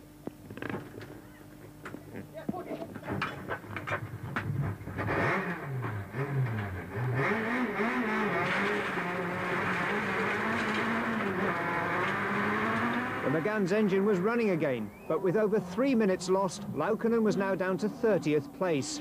His sole aim now will be to salvage championship points. Gwyndaf Evans had set the second fastest time on the opening stage, 6 seconds slower than Laukkanen, but now the Welshman was in the rally lead. But it was still tight at the top. Evans had chosen a soft compound tyre for the second stage, and the recently regraded Craig Forest surface was more abrasive than he expected. The result was soaring tread temperatures and deteriorating handling by the end of the 7.5 miles. Evans still led, but only by 2 seconds from the determined Alistair McRae. McRae's strategy was not to cut too many corners and play it safe, reducing the risk of punctures. It seemed to be working. The Golf was 3rd fastest on the opening stage and fastest on stage 2. Flat crest into long flat left, tightens to easy minus on crest, into right tightens to medium plus on crest, and flat left into caution, flat left into K left plus on crest, tightens down, cut into long K right plus, 30, flat right and left, 50, medium right. Martin Rowe was equal 3rd with McRae on the opening stage, but then lost 10 seconds on stage 2. The Manxman had chosen a different chassis setup to Laukkanen's McGann, and it was giving him too much understeer. Right 2, 40. Right 3 in, and left 3, 40. Right 4 in, and crest. Left 3, 30. Right 4 in, and left 5 cut. 30. Jarmo Kuuteleto's World Championship A seeding was working against him. Running as the first car through the stages, the Astra was acting as a snowplough, brushing all the loose stones clear for the cars behind. That almost certainly led to this puncture just before the end of stage 1, which cost the Finn 20 seconds on the leaders, dropping him to 4th place. Hyppytään 70, lyhyt paperi, 30 oikein, sisältä 100. Huomio, nyppy, go, 30 oikein, go. The 1998 Scottish Rally was already starting to take shape as the cars headed for 2 loops of 3 stages around the border town of Galashiels. And Gwyndaf Evans' young supporter would be rewarded. The Welshman was driving brilliantly right on the limit. But Evans couldn't relax. McRae was matching him every inch of the way, and at the end of stage 4, Elibank, McRae took the lead by a second. On stage 5, Cardrona, the positions were reversed. Despite McRae throwing caution to the winds, Evans regained the lead, stretching a slender 2-second margin. Martin Rowe was back on form after changing the McGann's differential at the Galashiels service area, demonstrating the car's improved handling with the confirmation of his 3rd place ahead of Jarmo Kuuteleto. The Vauxhall team were on a steep learning curve on just the 3rd event for the new car, and they were now learning about gearing on the super-fast Scottish stages as the Astra regularly hit the rev limiter in top gear. 5th overall and in command of the Group N Production Cup class, Finland's Marko Ipati was enjoying a fast and trouble-free run in his Mitsubishi Charisma as many of his rivals suffered punctures and mechanical problems. 37 seconds behind the Finn, David Mann in the Proton had survived dropping into a ditch on the opening stage of the day. Now he was ending the leg with a determined drive to 6th place and 2nd in class. was disappointment for the initial Production Cup leader, David Higgins. The Subaru had originally run as high as 5th overall, but dropped down the leaderboard as it limped through the final stages, jammed in 3rd gear. Meanwhile, Neil Weirden was once again proving the giant killer in the little Honda Civic VTEC. Not only was the Lancastrian fireman leading the Ferodo Super 1600 Cup by over a minute, he was 8th overall, despite giving away 100 horsepower to the cars around him. And Weirden's 1600cc class lead was set to get even bigger. Justin Dale in the Peugeot 106 Maxi was the main challenger for most of day one, but the Peugeot's engine was losing power and rattling badly. It was soon a case of surviving to the end of the day. The Proton Super 1600 team have had a tough start to this season, with every rally so far ending with engine failure. This time the Swede Mats Andersson survived the first stage of the day with the engine intact, only to slide off the road and into retirement on stage 2. But sadly for Jenny Davies in the second Proton, the form book ran true. On just the first stage of the event, the car was again in trouble.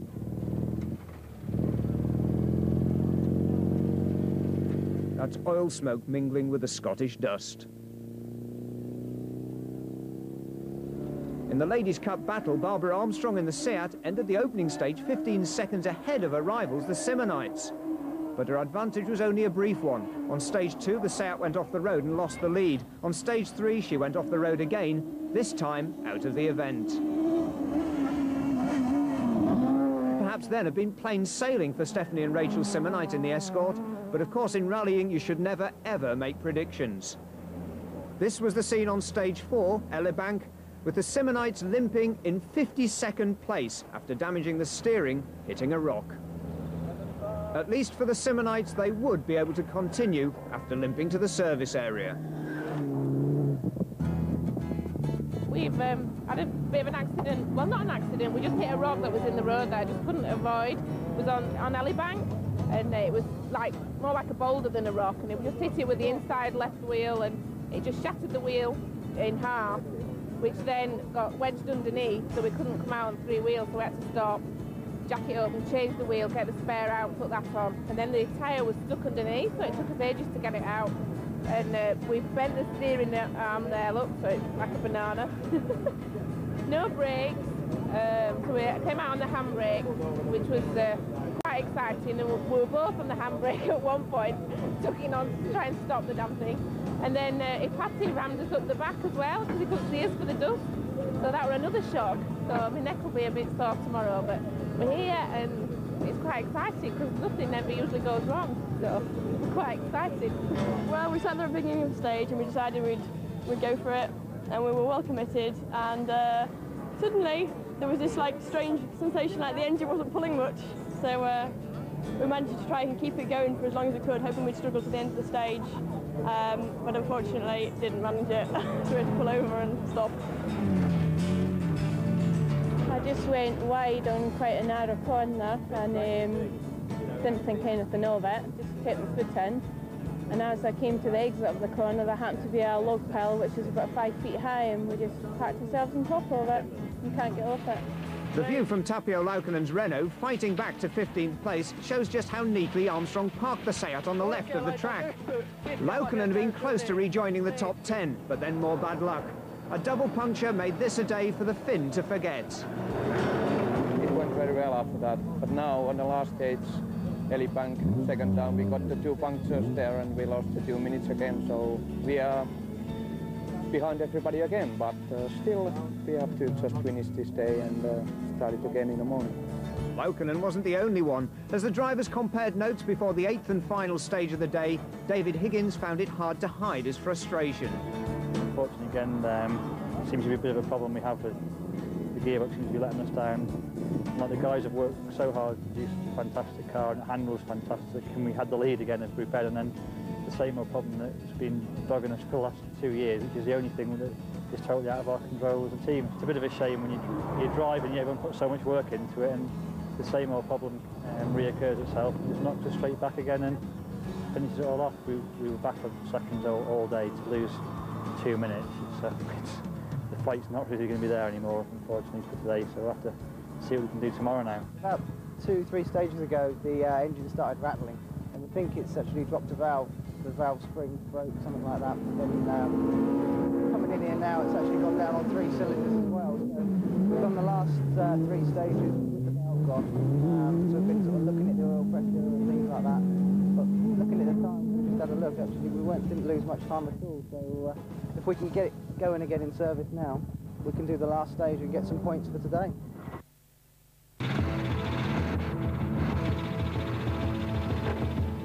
The rattling engine said it all about the battle merely to finish day 1 of the 1998 Scottish Rally, and there was the same again still to come.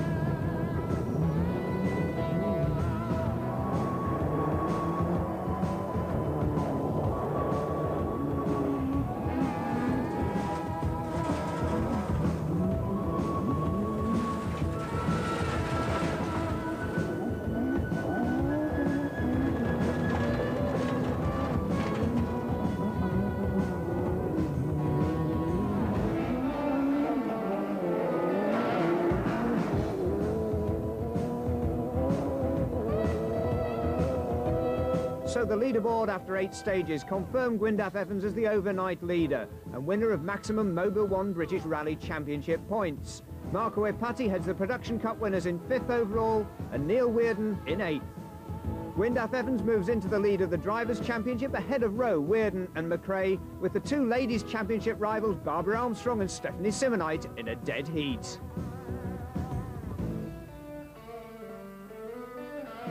Seat now lead the Manufacturers' Championship by 11.5 points from Renault, with Vauxhall and Volkswagen now closing in fast on Ford's 3rd place.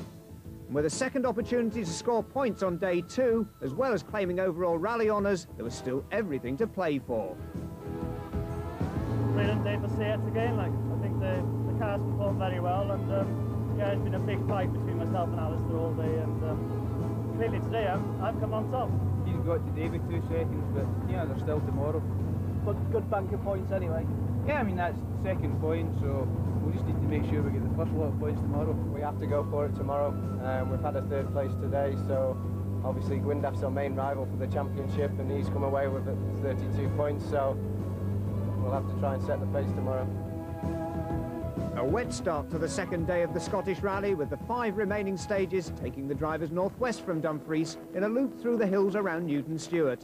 There are now effectively 2 rallies in one. McRae and Evans fighting for the overall Scottish Rally result based on aggregate times, and Rowe 32 seconds behind in 3rd, and Laukkanen fighting for day 2 honours and maximum points.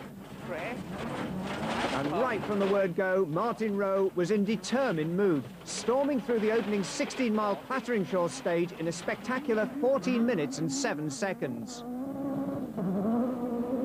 It was the same story for his teammates Tapio Laukkanen and Tapio Järvi, second fastest, and they have their own special way of calling the corners.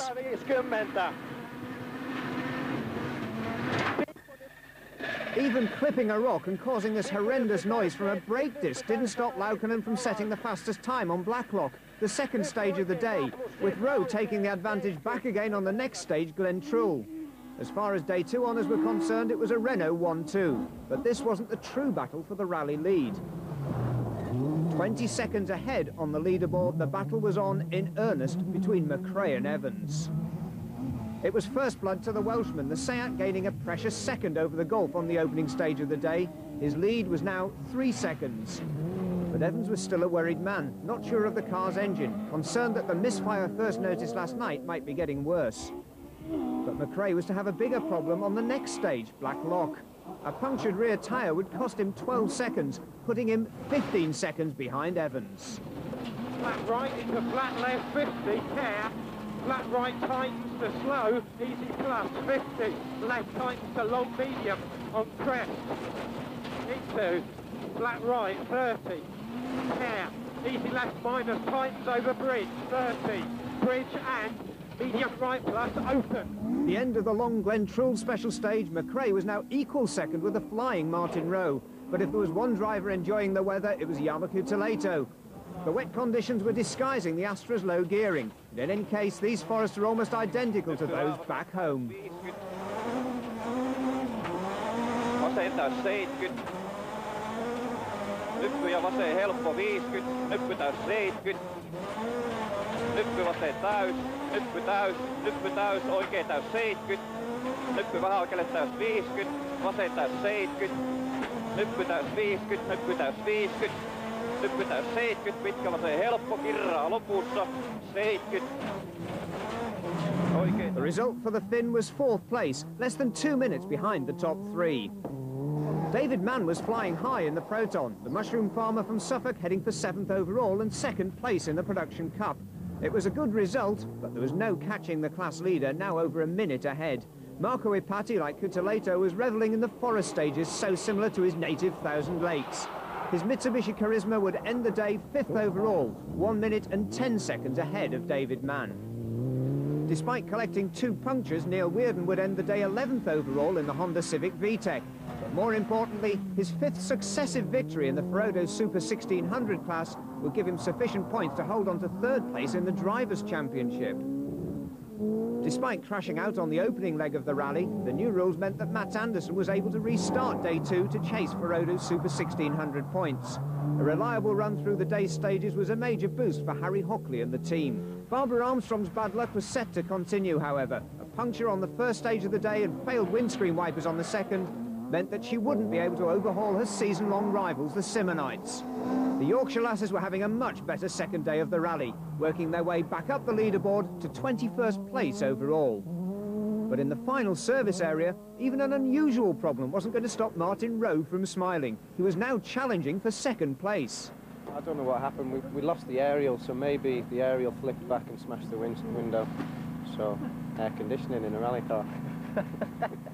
But there were more serious worries for rally leader Gwyndaf Evans. That misfire was getting worse. We've had some niggly problems coming back with the engine misfire, which it's difficult to put a time factor to it, but it is costing us some time on the stages. And clearly the engineers are working flat out at trying to rectify that. It's not an easy thing to do. You just feel it just hesitating like this sometimes, you know, coming out of some corner sometimes. So clearly it's costing fractions of seconds, but you know, as you know, it's only fractions of seconds that separate us all. Any key incidents where afterwards you've been thinking, whoa, that was a close one? Oh yeah, I got a few of those. I'm told I'm not trying if we don't have some of them. 15 seconds behind, would Alistair McRae now settle for 2nd place? If we hadn't dropped the 15 seconds or so this morning with the puncture, then it might have been 1 second between us and Gwyndaf, so we'll just go as fast as we can and see what happens at the end. You can't think about what the other man is doing, but 15 seconds then to Gwyndaf, is that surmountable over 18 miles, you think? No, if we both have a clean run, then we've been very close. It's just been seconds between us at the end of stages, so to do that, take 15 seconds out is not possible unless there's a problem. As long as we keep second, Martin's been going very quickly today in some of the stages, so I don't know, try and keep second, or if Gwyndaf has a problem, maybe first. In classic Scottish rally tradition, it was down to the final stage, 18 miles through Eye Forest. Yamaku Toledo was satisfied to bring the Astra home in 4th place. On just its 3rd ever championship event, every stage mile is teaching the team something new and bringing the Astra ever closer to the opposition. But the Finn's time of 19 minutes and a second would be almost a minute slower than the flying Martin Rowe. Just a second behind McRae at the start of the stage, he was determined to try for that 2nd place. 40. Right 3 and left 3. 70. Left 5 over crest. 30. Right 3. Crest. 40. Rowe's time of 18 minutes and 6 seconds was the target for McRae to beat, not only to hold on to his 2nd place, but maybe to challenge Evans for the lead. McRae was giving it everything. Watch out for the easy left minus on crest. Into flat right, 50. Flat right and flat left on crest, 100. Easy left minus on crest, 30. Flat right, 30. That was a wheel in the ditch in 5th gear at well over 100 miles an hour. His time was identical to Rowe, 18 minutes and 6 seconds. McRae's luck had held, but what about Evans? The Welshman's stage started well, but by half distance he was in trouble. In addition to the misfire, the washer bottle had exploded inside the car, spraying fluid onto the pedals and forcing the screen to mist up. McRae's dream was coming true. From 15 seconds behind at the start of the stage, he was now the rally winner by just a second from Martin Rowe.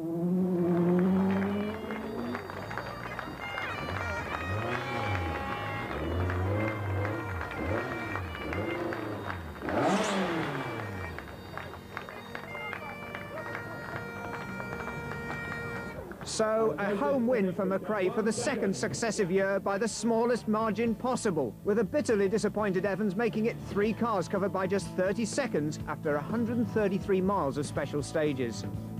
Marco Ipati claimed 5th and Production Cup victory ahead of the recovering Tapio Laukkanen, and that means that Martin Rowe moves back to the head of the Drivers' Championship by 4 points from Gwyndaf Evans, with Neil Weirden and Alistair McRae 3rd and 4th.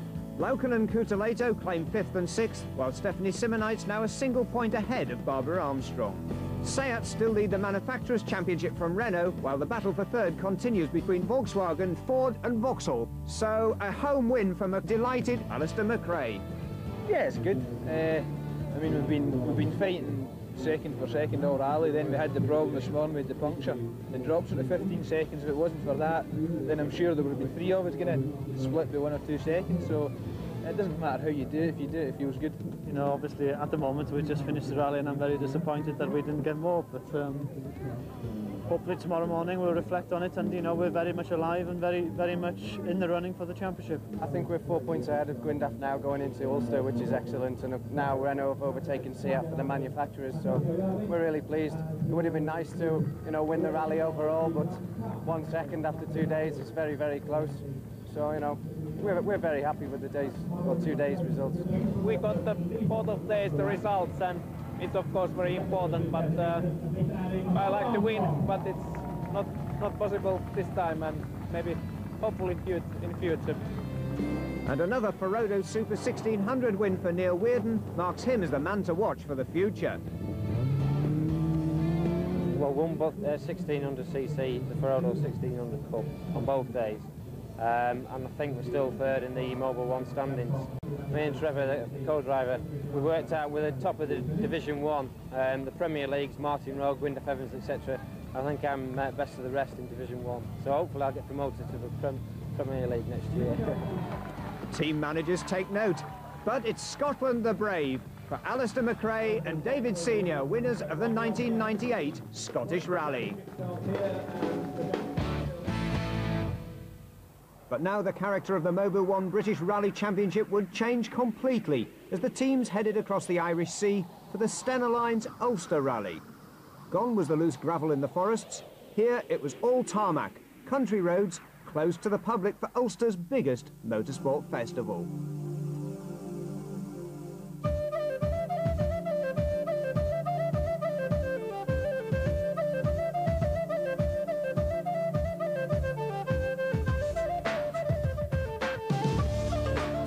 And in Belfast, the pressure was on for Martin Rowe. It's going to be pretty much flat from the start. Our main rival here is Gwyndaf, obviously, so I've got to do everything necessary to get ahead of Gwyndaf and stay ahead of him. The Renault is quite a wide car, which is an advantage on the wider roads. It's more stable, but on the narrow roads here in Ulster, there's literally no room for error, and the side of the doors are against the grass and the hedges. No room for error too for Alistair McRae. Usually the first day of the Ulsters, the stages are good and clean. This year in the Recce there's been an awful lot of rain, and there's all the farmers are working, so there's a lot of mud on the road. So I think it's going to be fairly difficult, especially if it's dry 1 minute then wet the next. I think it'd be nice to be here with the new Mark IV car. At the moment it's not. We've not done enough testing to use it. It's a bit of a risk, so we know the old car, it's maybe not the quickest in the asphalt, but it's reliable, so if we can get a good result here, somebody else's problems, then you never know, we can maybe get a win. Welsh wizard Gwyndaf Evans was in no mood for predictions. I don't think there'll be a lot of tactics on this rally, Simo.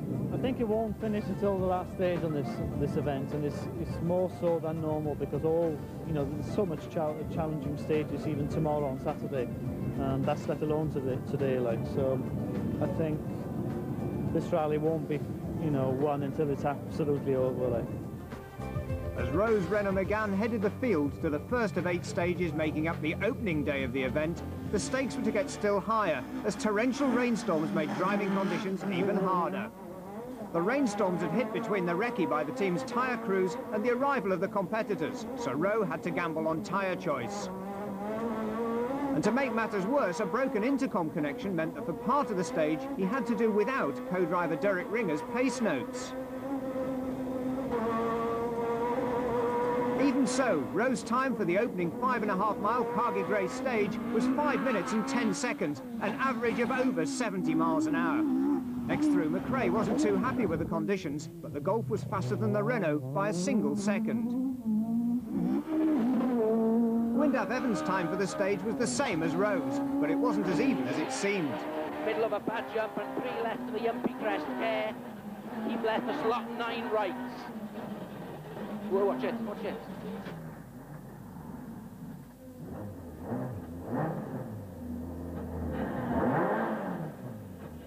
The spin lost Evans almost 20 seconds, so there was no doubting that Seat's potential pace.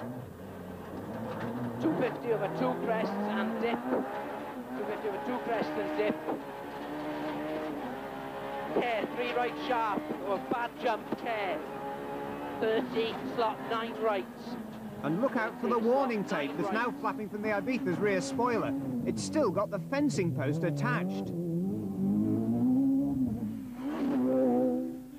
Tapio Laukkanen was the fastest of the championship contenders with a time of 5 minutes and 7 seconds, but the Renault's engine notes showed how difficult it was to find traction.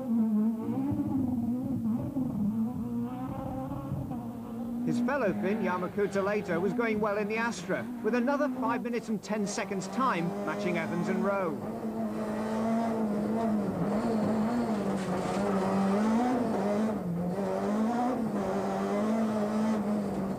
Despite the conditions, it was turning into a classic Ulster rally, on the limit from the word go. Yet the regulars were being outpaced by a local hero. Until gearbox problems intervened, Kenny McKinstry in a pre-kit car Ford RS2000 was the leading Formula 2 driver, a second ahead of Laukkanen. By the second special stage, the battle for the Ladies' Cup was in full flight.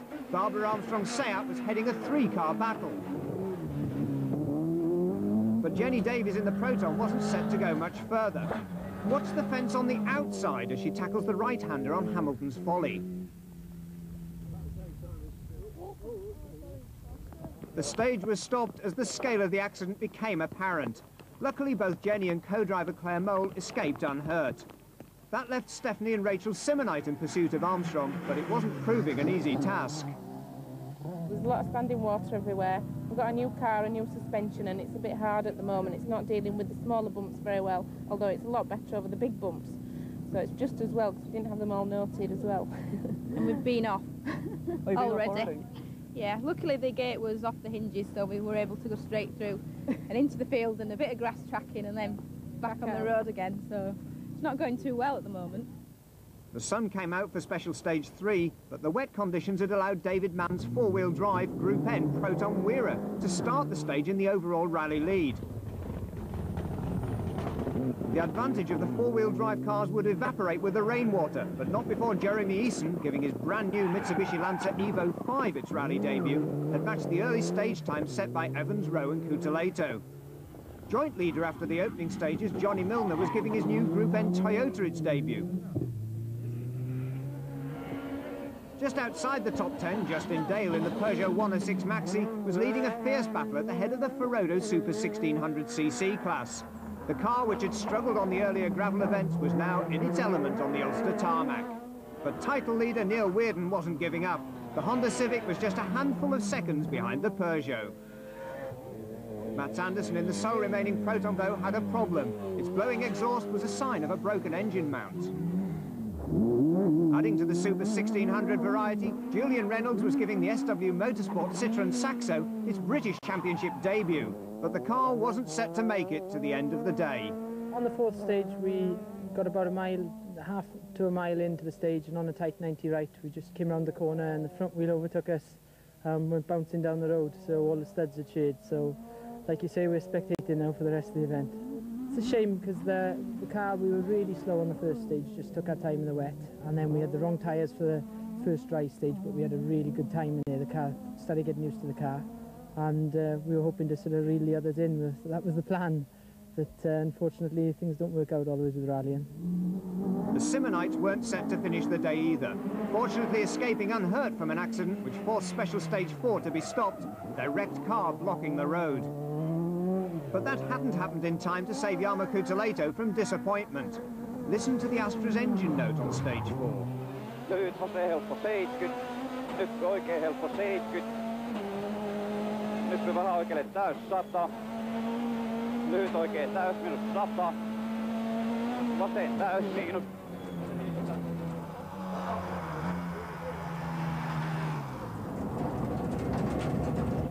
Oscar 1 to service, Oscar 1 to service. Remember time back? Go ahead, Oscar 1. End of rally. Engine is gone. Are you out of the stage or are you stuck on the stage, over? We are just arriving to finish line. Can you possibly get to service Arto, over? No. No chance. The diagnosis, a broken cam belt and all 16 valves buried in the pistons. Well, early bounce. All right. Yeah, flat left, 200. The drier conditions were now allowing the 2-litre cars to pull clear at the head of the field. Evans now led, but only by 6 seconds, and it wasn't easy going in the Seat. No pace notes can advise on gravel washed onto the road by rain, and the 10 seconds lost here gave the pursuing Renaults another chance to challenge. Martin Rowe was holding on to second place, but wasn't happy with his driving in the conditions. The damp patches on the tarmac were stopping him from building a rhythm with the car, and the Manxman was finding it difficult to stay at the limit. Laukkanen in the second Renault was potentially the faster of the two, but his cause wasn't helped by redesigning the Megane rear suspension on a bank on stage 3. Despite this, the crab track Renault was still third, just 6 seconds behind Rowe.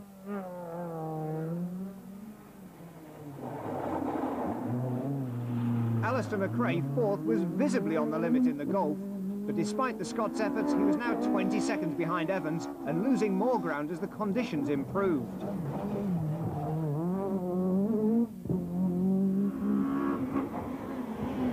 Austrian champion Ramon Baumschlager in the second factory Golf was now up to 5th place. It was a superb performance, given that he'd never driven in Ulster before, but he was realistic about any chances of victory.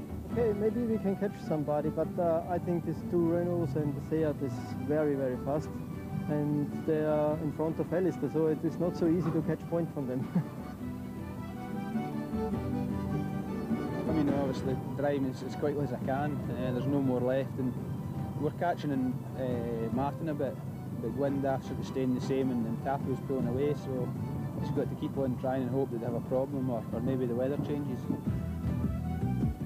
As the cars arrived in Newry's service area in County Down with 4 more stages of the leg to go, the battle lines were drawn.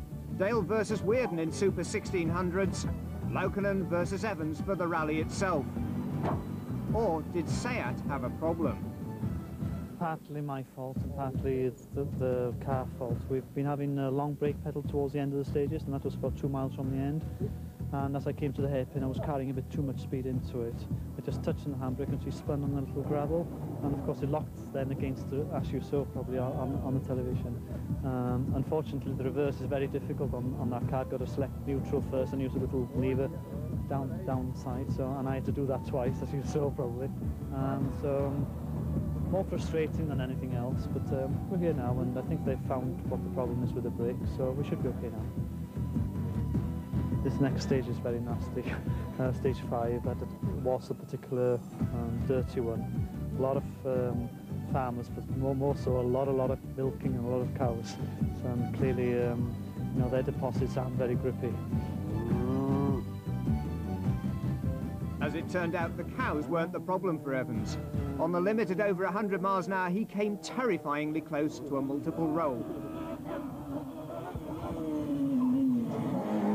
This time thanks to loose chippings.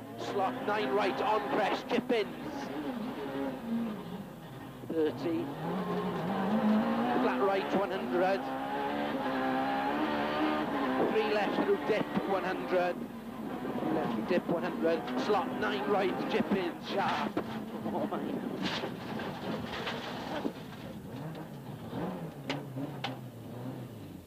Well held, boy. That way we're going. Go on, go on. Okay, enough. 30. 3 right. And square right.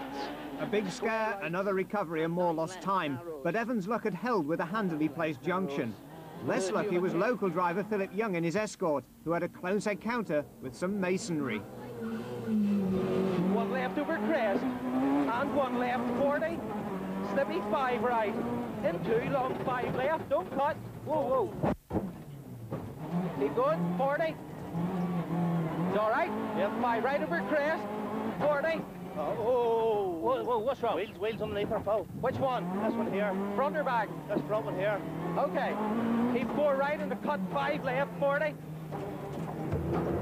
Marco Patti knew that a top 3 position in Group N could clinch him the Production Cup title in Ulster.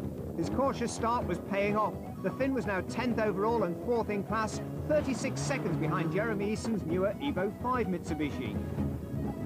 Both Eason and David Higgins in the Subaru were now closing in on class leader David Mann in the Proton. Tarmac rallies like this are a way of life south of the border in Eire, so it's familiar territory for Liam McCallaghan, 6th overall in the Escort. Raymond Baumschlager was 5th in his Golf, battling to match pace of teammate Alistair McRae 4th. Martin Rowe was heading back to Belfast 3rd, but the Renault team weren't happy. Laukkanen had taken the lead on stages 5 and 6, but Gwyndaf Evans regained the overnight lead by a 14-second margin. Well, I've been in reverse gear 5 times so far in this rally, and that's not normal and it's very time-consuming. Apart from that, the team and the cars worked well, and we're very pleased with the debut on an international rally on asphalt in the Evolution 2 car. It's been a very good day. So many different happenings all the time. Now on the last stage, I missed 1 junction, so we lost 15 seconds. We have to reverse and come back to the right road and then keep going. But anyway, still looking good for tomorrow. Disappointed, to be honest with, I haven't really got into a rhythm with my notes and with my driving. The last stages have been better because they've been dry, but early on the conditions have been very inconsistent and it's difficult to know where to push and where not. So I didn't want Gwyndaf to be ahead of me at the end of the day. It's a long rally. Just 28 seconds separates the top 4 after 8 stages. Evans leads by 14 of those ahead of Laukkanen, Rowe and McRae. Baumschlager's 5th ahead of O'Callaghan and the Group N battlers, Mann and Higgins. The drama even continued on the road back to Belfast when a fuel line exploded on Mats Anderson's Super 1600 Proton. The car was a total meltdown. Day 2 and 11 more stages for Gwyndaf Evans to worry about the cattle. Damp tarmac too would make conditions difficult to predict, but this time it wasn't Evans finding the trouble spots. The Welshman was starting with caution, taking 9 minutes 19 seconds to cover the 8.6-mile Drummond stage. Behind him, the pressure was on the Renault team to challenge. Rowe proved a second faster. Laukkanen may have gone faster still, but debris along the side of his car showed that the Finn had just survived a 100-mile-an-hour 6th gear spin, costing him over 30 seconds. It was left to Alistair McRae to set the fastest time of the stage, 9 minutes 15 seconds, but all the driver's efforts were in vain when the stage was abandoned after being blocked by a huge accident. A wrecked wall and a wrecked Mitsubishi. Jeremy Eason's car was brand new at the start of this event. It had done less than 1,000 miles before being completely destroyed. More Group N blues as class leader David Mann dropped back with gearbox troubles, plus more obvious signs of the frantic pace.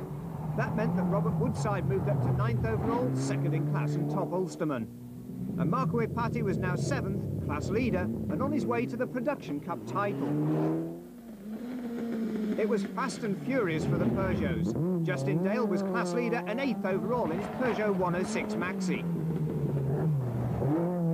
And the spectacular Adam Kent in his 306 S16 was moving up the field to 13th overall and 3rd in class. In the Ford camp, Liam McCallaghan's Escort was upholding Southern Irish honours with a fine 6th overall. And his teammate, Lars-Göran Andersson from Sweden, was now up to 11th place. But things were still going badly for Philip Young. He was dropping down the order, with first a front puncture, then much worse. Square right, gravel, into right 40. 5 left over gravel 80. Left over crest and 2 right maybe over crest. 60, right shaft. Flat crest 40, turn early 4 right gravel.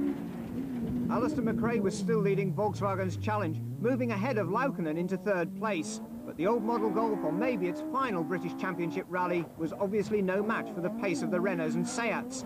Baumschlager would be happy to stay in the top 5 and help the team gain more manufacturers' points. After his disappointing run on day 1, Martin Rowe was keeping his cool and keeping the pressure on Evans from 2nd place. Laukkanen was less happy. After his spin on the opening stage, a string of problems dropped him to 4th behind McRae. Then this puncture on stage 13 would drop the Finn down to 7th place. It was just a puncture. There was some kind of sharp stone or something into the curve. It wasn't so bad noise or nothing, but you can feel it touched somewhere. So then 6 miles probably, but I lost 2.5 or 3 minutes guess. After her main rivals crashed out in day 1, Barbara Armstrong had the luxury of being able to cruise to victory in the Ladies' Cup, making the Ulster Rally a clean sweep, so far at least, for Seat. At the head of the field, Wyndham Evans would have a full minute in hand when he arrived at the Tobermoor services with the final 3 stages to go. But you couldn't ever call this cruising. Left long 30, careful, left sharp. Late 3 right long, 30, slot 6 left, hidden. Slot 6 left, hidden. And 3 left of a crest, 30.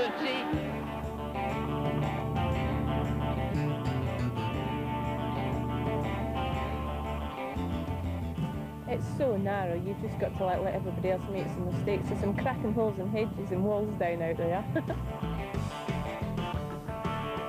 Not such good news for us. Wyndham just took 2 seconds a mile off us on the last stage. It took 22 seconds, which I'm not happy about. I mean, the car felt quite good. It was slippery in places, but, you know, it doesn't add up, so we'll just have to go faster.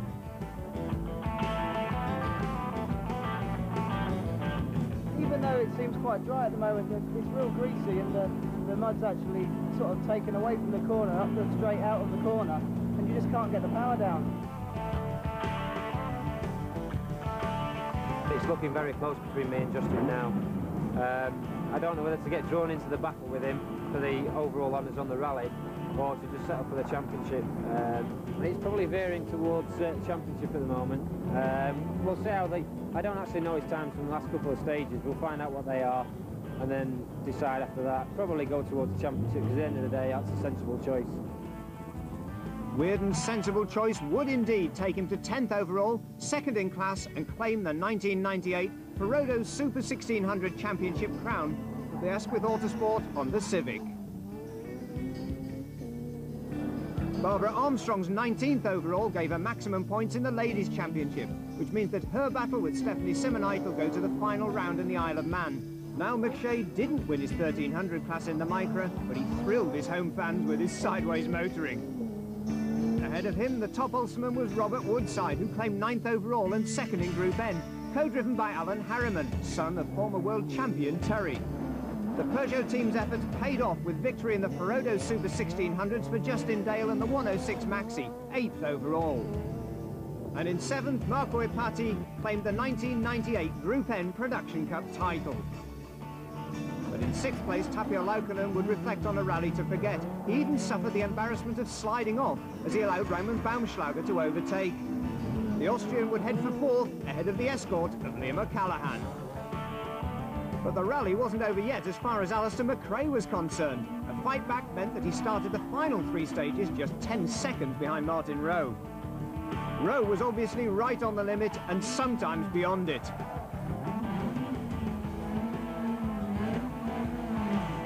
And to make matters worse, there was a problem with Derek Ringer's normally infallible pace notes. Crest middle. This is all. Crest middle. Left 8. Left 8. Left 6 in over crest. 30 right 6. Right 6 over crest. No. This is left 6 in. Okay. Right 6 over crest. Long left 4. Right 5. 40, right 4, 50. Yeah. Right 3, 70, right 4 over crest, 70. Yeah. Right 6. Rowe held on for 2nd place, but while Evans was in a class of his own, the pressure inside the Seat on the final stage showed he was still taking nothing for granted. 150. Keep 150. Keep right for 4 left over Yumpy crest. 4 left over Yumpy crest. 120. Caution, middle over bad Yumpy crest into 3 left. Middle over bad Yumpy crest into 3 left. 100. Flat left. 70. Yes! 3 left and right. Yes! Spot on. This will be a rally Gwyndaf Evans and Howard Davies will remember for a long, long time. The 1998 Stena Line Ulster Rally, one of their hardest fought victories. So confirmation then of Gwyndaf Evans' victory by 54 seconds ahead of Rowe, McRae and Baumschlager. Liam O'Callaghan takes 5th place, with Tapio Laukkonen 6th, Marco Ipati, the Group N winner, in 7th place, ahead of Justin Dale, the Ferodo Super 1600 winner. And that means that Martin Rowe and Gwyndaf Evans go into the final round of the British Rally Championship head-to-head on the championship points. And Barbara Armstrong and Stephanie Simonite have only 6 points between them, also going into the final round. Only Seat or Renault can win the Manufacturers' Championship now. 8.5 points separates them, with Volkswagen 3rd, Ford 4th, Vauxhall 5th, Peugeot 6th and Proton 7th, heading for the Isle of Man.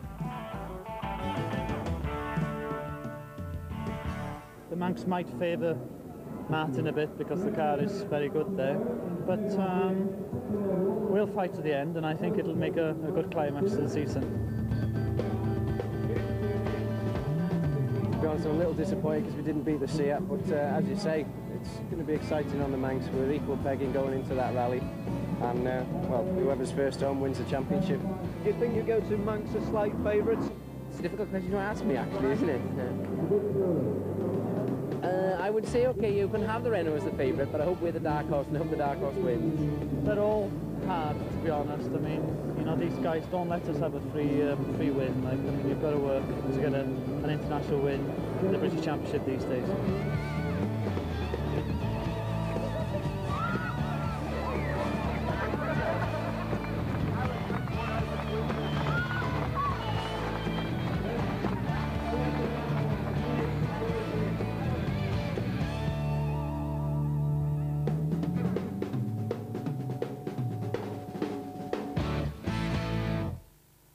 One final ferry crossing for the cruise, this time to the Isle of Man. The Manx Rally, Britain's fastest event, will provide a classic finale for both championship titles. Appropriately 3 legs, a total of 24 stages would decide whether Gwyndaf Evans or Martin Rowe, Seat or Renault will be the champions.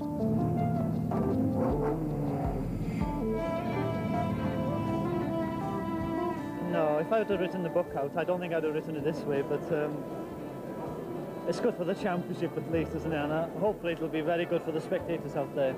And as you say, first man to the post wins. That's it, sums it up. I mean, we're both going to be flat out from the word go. You know, the pressure's on both of us. That's it, it's simple, isn't it? The pressure's on you, but I mean, do you actually adopt any sort of tactics for this, or is it a case of just flat out? It's got to be. I mean, if each driver can't allow the other driver to get ahead because there's not many opportunities to pull back time, we're both going to be pushing very hard, as is the top 5, I'm sure. A wet start for the 5 evening stages making up leg 1, and Martin Rowe had the job of setting the pace round the streets of the island's capital, Douglas. Left 5 over crest. 40. Right 7. 30. Hairpin left. This is home territory for Rowe, a Manxman born and bred. 50. Rowe topped the timesheets on these opening stages, but there's no relaxing when Welshman Gwyndaf Evans is in hot pursuit. Despite struggling with handling problems, Evans was fastest on the last stage of the day, but he was still in second place, 16 seconds behind Rowe. 6 left long. 6 left long.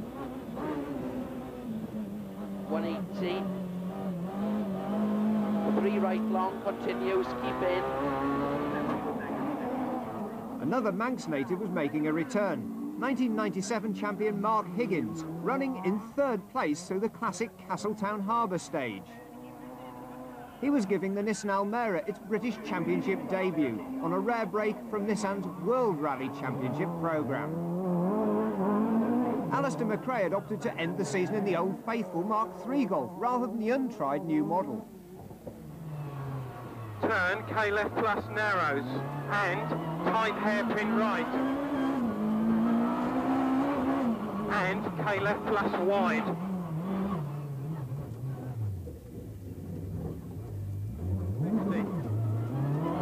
But McRae's Golf was set to lose its reputation for reliability on stage 5 when a plug fell out of the engine management unit. The delay cost McRae nearly 12 minutes, turning his bid for the lead into a battle to get back into the top 20 from the tail of the field. The unlucky Proton team, who've suffered engine problems on every rally this season, now had something new. This time Matt Anderson was lost within a mile of the rally start, eventually finding a back entrance to the opening stage. The Swede, though, was quick to make amends, surprising many of the established Super 1600 runners with the revitalised Proton's pace. A short, sharp opening leg, but already the rally was taking its toll, with McRae in trouble, while Rowe headed Evans for the lead, and in 6th place, David Mann headed 8th place David Higgins in the Production Cup class. Day 2, and a change in the weather. Bright and clear with a strong wind blowing the tarmac dry after each passing shower. Perfect conditions for the 2 loops of 6 stages, which made up the day's action. No change, though, at the head of the field. Martin Rowe extended his lead by a further 13 seconds on the 2 opening stages, pushing hard to open a 29-second cushion over Evans. It was a sound strategy because on the 3rd stage, he needed every second he could get. No problems at first, flat out in 6th gear at 120 miles an hour, but it all changed at the chicane. Left 4 plus. 100. Crest, 50, keep left chicane, 50. Crest and right 2, 150. Oh, no, man. Drive that. Okay. Right 3 plus 150. Left 3, 100. Okay, calm down. Right 3 over crest. Ringer's job was now to keep the frustrated Rowe calm. The pair would limp to service, wondering whether this was the chance Evans had been waiting for.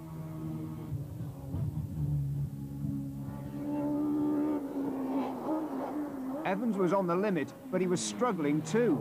The Seat suspension setup wasn't riding the bumps well, and even the Welsh wizard could only reduce Rowe's lead to 16 seconds.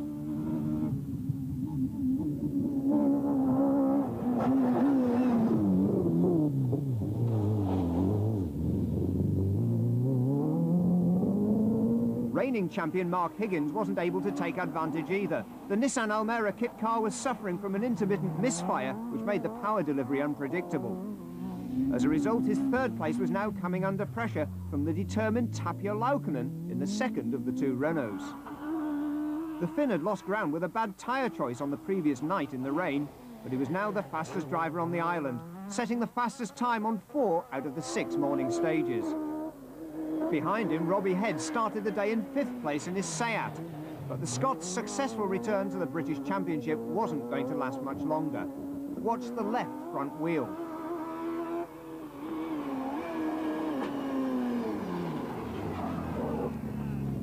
Quick thinking to stop the car without more damage, but as the full extent of the problem became clear... That's the end of that. Get the wheel off for Sharon, driver. Or was it?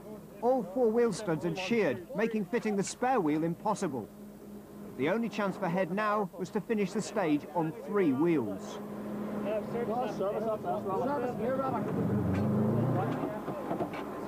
What would you do next? Just this stage and service. Get in the bike then. I thought you had the barber right, and you've done what you've done, love. She'll get you send you a bundle plugged up, won't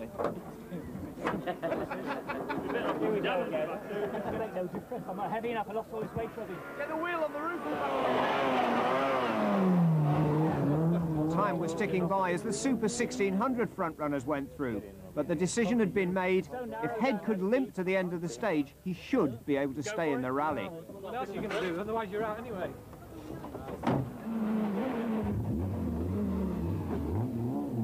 In the tailgate, co-driver Brian Thomas was now regretting going on his diet, as he was being used as ballast to try to keep the front end from digging into the tarmac.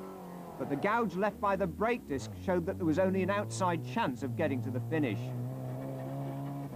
Well, you obviously saw what happened. The wheel studs just sheared completely off, and that really caused us to lose the wheel. We had no option but to try and drive it maybe to service, so we got about 5 miles into that stage, and then it was causing too much damage to the car. And we dropped so much time by that point that it wasn't worthwhile continuing, so we hit it on the head there and just pulled over and went out the rally, unfortunately.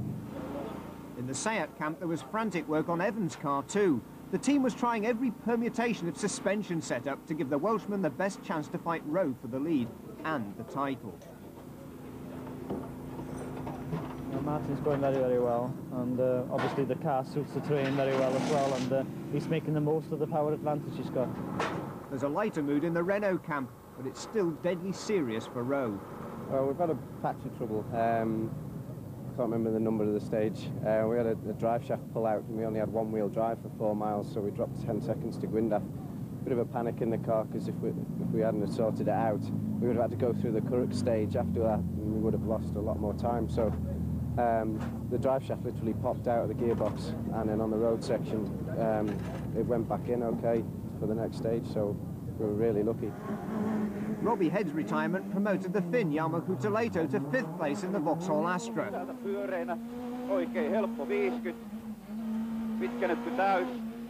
But he too was set to suffer a similar problem to the rally leader. Coming out of the right-hander, a drive shaft failed, and the Astra was forced to limp to the finish with 1-wheel drive.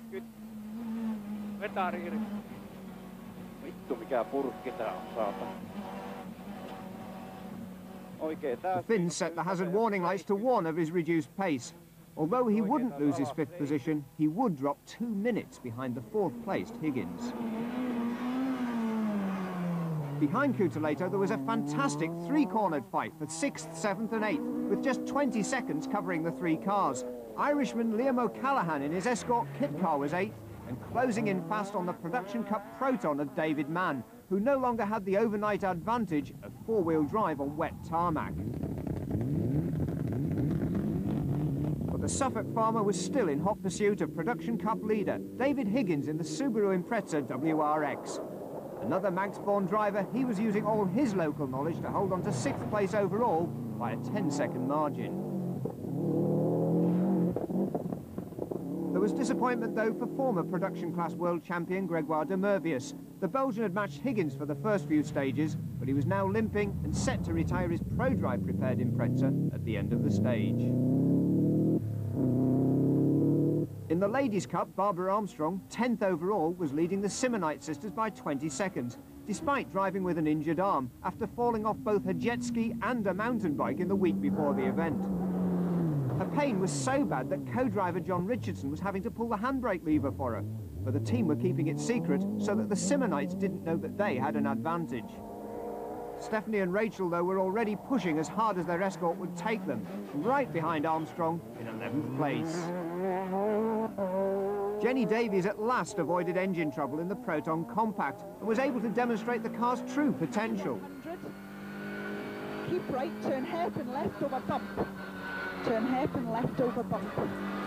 Sadly, gearbox problems intervened. Both she and teammate Mats Anderson were out of the rally by the end of the second leg. Meanwhile, Alison McRae was in maximum fight-back mode after starting the morning 55th overall in the Golf. Flat left, 70. Flat left and flat right to crest, 30. Flat right, 30. Flat left at signs, 120. Right and turn square, left and right pile, rock outside.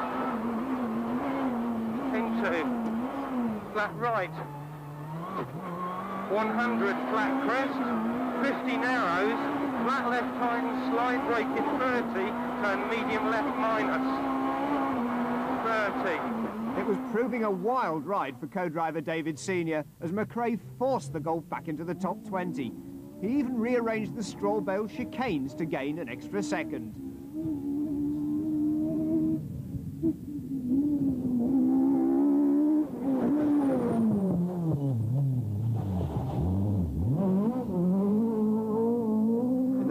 Super 1600 Cup, Justin Dale in the Peugeot 106 Maxi was fighting the expected battle on the edge of the top 10 with the title-winning Honda of Neil Weirden. Sadly, though, a loose bolt in the engine will put the Peugeot out, leaving Weirden, who's now signed a contract for 1999 with Vauxhall, in control of his class. We had a good fight last night in the wet, in the dark. This morning I really psyched myself up, took a big chunk out of him on the first stage and then another chunk on the next one. So I had probably about 40-50 seconds on him, and then unfortunately he's fallen by the wayside, so I had nobody to play with. Weirden's teammate next year, Cutolato, was 5th. We had in the morning the trouble with the differential, and it's cost quite a lot of time. But it took for us two stages, and now it's working very well, and I'm quite confident for the car. Good news for the Vauxhall men, even better for Renault. Rose started the afternoon loop 29 seconds ahead of Evans. Right 2 and left 2, 30, left 3 and right 3, 40, left 4 plus, 50, crest 40, right 4, slippy 150, left 4 over crest, slippy 20, left 5 in, slippy right 4, 30, clear left 6 through 4, 40. It was looking good for a win and the title. With half the rally still to go, the pressure was on, and Evans had a problem. Go on then.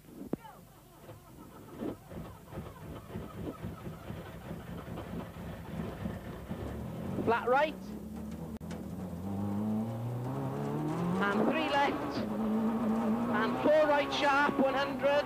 The clutch pedal's going to the floor. It's ineffective, so we have to start the stage on the starter, you know, which was quite difficult. And obviously Gwynder was really conscious of not stalling the car in the stage, otherwise we'd have lost a bit more time. But we didn't have a bad run through the stage. Obviously you don't need the clutch to change gear like an ordinary car.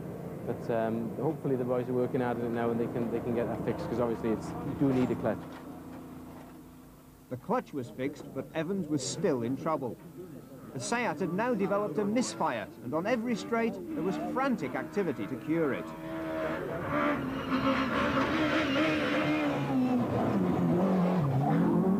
want to switch the cut-off off? No, it's done that. No, it's on. Change the fuel pumps. Switch that off. Switch the fuel pumps. Fuel pumps. Leave that on. Right up, right. 4 right sharp, and right to a crest, immediate 8 left long. Evans was dropping back into 3rd place, but there was worse to come. basically there was a tappety noise coming from the engine. It happened a couple of stages earlier, and we had to drop the pace down to try and preserve the engine, but it wasn't a P, unfortunately. Delight for Renault, a 1-2 and the champion designate. Apparently Gwyndaf stopped on the last stage, so even if we don't finish, we are British champions. So how does that affect the game plan now then? I'm not sure. I think Renault need a car 12th or above at the end of the rally to clinch the manufacturers as well. So obviously Tapio's been catching us up today. I'd like to get the go-ahead to try and win the rally, because I think now if we don't finish the rally, we still win the championship. But obviously Renault are thinking of the manufacturers, so I'm not sure. There'll be discussions this evening, I'm sure. But Gwyndaf Evans wouldn't be the only driver drowning his sorrows in Douglas that night. Last year, as the home hero, Mark Higgins won the British Championship title here on the Manx. This year, Higgins had been in 4th place at the start of the second loop of the day, but he was also out of the event after clipping a wall and breaking the Nissan's back axle. Meanwhile, the Manx spectacle continued. Number 27, Derek McGarrity, was up to 10th place and 4th in the Production Cup, chasing Neil McShay on his first event in the Subaru. Stephanie Simonite was 8th, still chasing a Ladies' Cup rival, Barbara Armstrong, 37 seconds ahead. The spectacular Liam O'Callaghan was 6th in the leading Ford, behind the Production Cup battle between David Mann in the Proton in 5th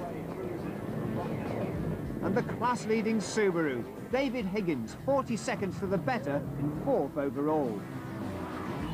Yamakuta later would ride through Ramsey Harbour, happy with his 3rd place. But that would be nothing to the delight in the Renault camp. After setting the fastest time on 9 of the day's 12 stages, Tapio Laukkanen was now just 22 seconds behind Rowe. And as Rowe headed the field, the team decided to let their drivers have some fun. Either driver would be allowed to take victory. The only team orders were, don't fall off the tarmac. A fascinating prospect in store for the final 7 stages then, with both Renaults fighting for victory, the Subaru and Proton of Higgins and Mann fighting for the Production Cup, and the Ladies' Cup still could go to Scotland for Barbara Armstrong or to Yorkshire for the Simonites. Another perfect dawn for the final day of the event, and Martin Rowe was up early with the best of them. Then, just as if it was looking like a copybook finish, a big slide showed Rowe had a problem. Slow right down, black crest 100, right through dip 100, only about a mile to go, slow right down. The experienced ringer slowed Rowe to preserve the punctured tyre to the end of the stage, but over a minute had been lost, not just to Laukkanen but also to the flying Kuutaleito, the Astra setting the obvious fastest time on the Glenville stage. Lyhyt vasen helppo, niin yppylä 50, lyhyt vasen 50, yppy oikein helppo sisältä, vasen 70, hae oikein, vasen possu, oikein 100, yppy vasen helppo sisältä 100. David Higgins, 4th overall, was another driver with gearbox trouble, but behind him, David Mann would find even more problems. The 5th place Proton close to within half a minute of the class leader, but then rolled out of the event, luckily without injury. Alistair McRae, meanwhile, was back on the edge of the top 10 after driving on one of the most spectacular events of the Golf's long career. Medium right and care medium left, tightens to minor and open. 50 over bump.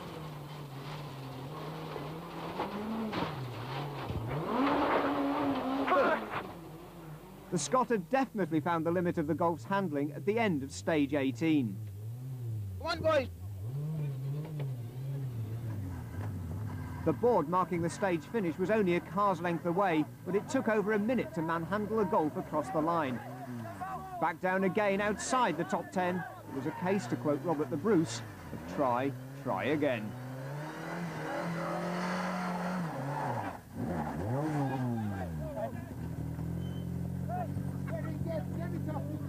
Just the last corner of the first stage this morning, we touched the gravel on the outside and slid off into the bog for a minute or so.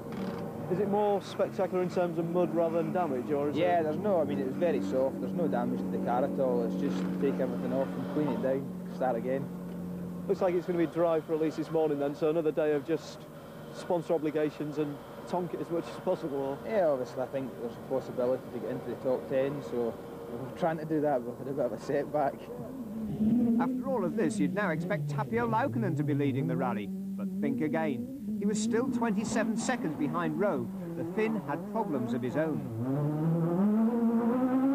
We lost the third gear, and it's locking of front wheels when you're chasing down from the example from fourth to third. So there was one big moment when that happened. But even so, now we are in the service, and I believe we can reach it. So we have still a long way to go, and we haven't lost anything yet. The problem was, a gearbox change on the Megane normally takes 30 minutes. The time available at the Derby service area was under 20. All of a sudden, from considering a 1-2 victory, the Renault mechanics were now racing to keep the Finn in the event. The expression on Laukkanen's face says more than mere words as the final deadline looms. Now every second would count. 4 minutes, 40 seconds. Even if there seemed to be a few parts left over, the Renault mechanics had excelled, changing the gearbox in a record-breaking 16 minutes. Laukkanen was still in the rally and, unpenalised, was still in his second place. Meanwhile, there'd still be celebration in the Seat camp. Barbara Armstrong was now up to 6th overall and would clinch the Ladies' Cup title on the very next stage. Stephanie and Rachel Simonite had fought hard all the way in the Escort, but the car told its own story after hitting a tree on the Baldoon special stage. The sisters dropped back to 9th place and will have to wait another year for their second Ladies' Cup title. Even including McRae's efforts, the drive of the rally must surely belong to Jeff Jones in the 1300cc Nissan Micra, 13th overall and winner of the Ferodo Super 1600 class. But things weren't going so well for Jarmo Kuusilaito in the third-placed Astra. You don't need to be an expert in Finnish to understand that this means there are no gears left in the gearbox. It's a bitter blow for the Finn. He was fastest on the opening stage of the day and was closing on compatriot Laukkanen. But his battle with the gear stick eventually got the car jammed into 5th gear to allow him to limp out of the stage after dropping to 4th place as a result.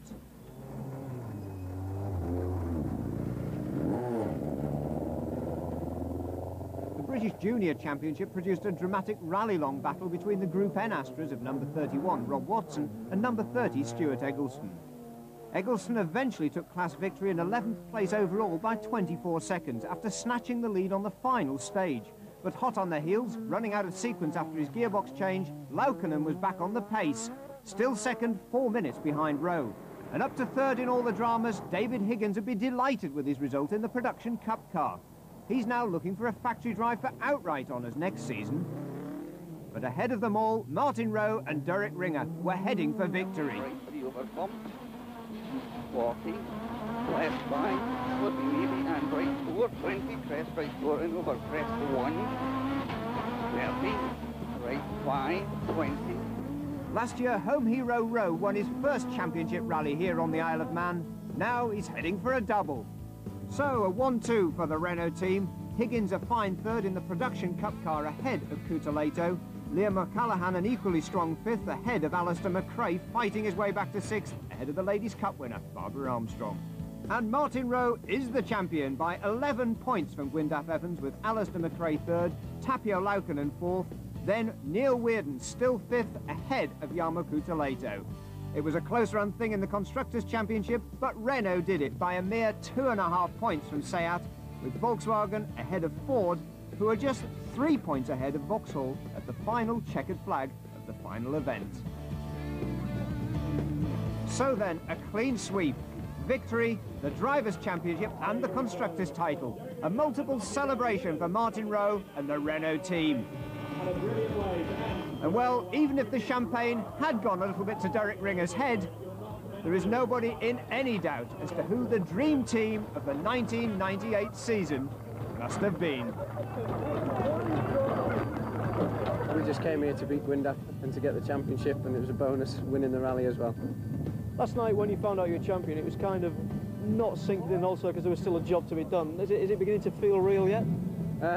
It will do in a while, yes, I'm sure. Barbara, we've been tempting fate all night, but we can now say it. Ladies champion. I know, it's marvellous. It's a nice feeling. What was it like then, the last few stages? Nerve-wracking or just job to be done? No, it helped me a bit when Stephanie went off and lost 2 minutes earlier on this afternoon, so all I had to do was just drive at a sensible pace and make sure nothing happened to the car and just finish. Hey David, not only Group N winner, but a podium place as well. Yeah, it's very special. To get third place here on my home rally means more than last year when we had to just drive out nice and slow and win the championship. So third place is my highest overall position, and to do it here on the tarmac as well, where the Group N cars weren't expected to be so good. We're, the whole team and everybody were all delighted. 2 Manxmen on the podium, Rowan Higgins, 1 Finn and 1 great championship. Here's to next year.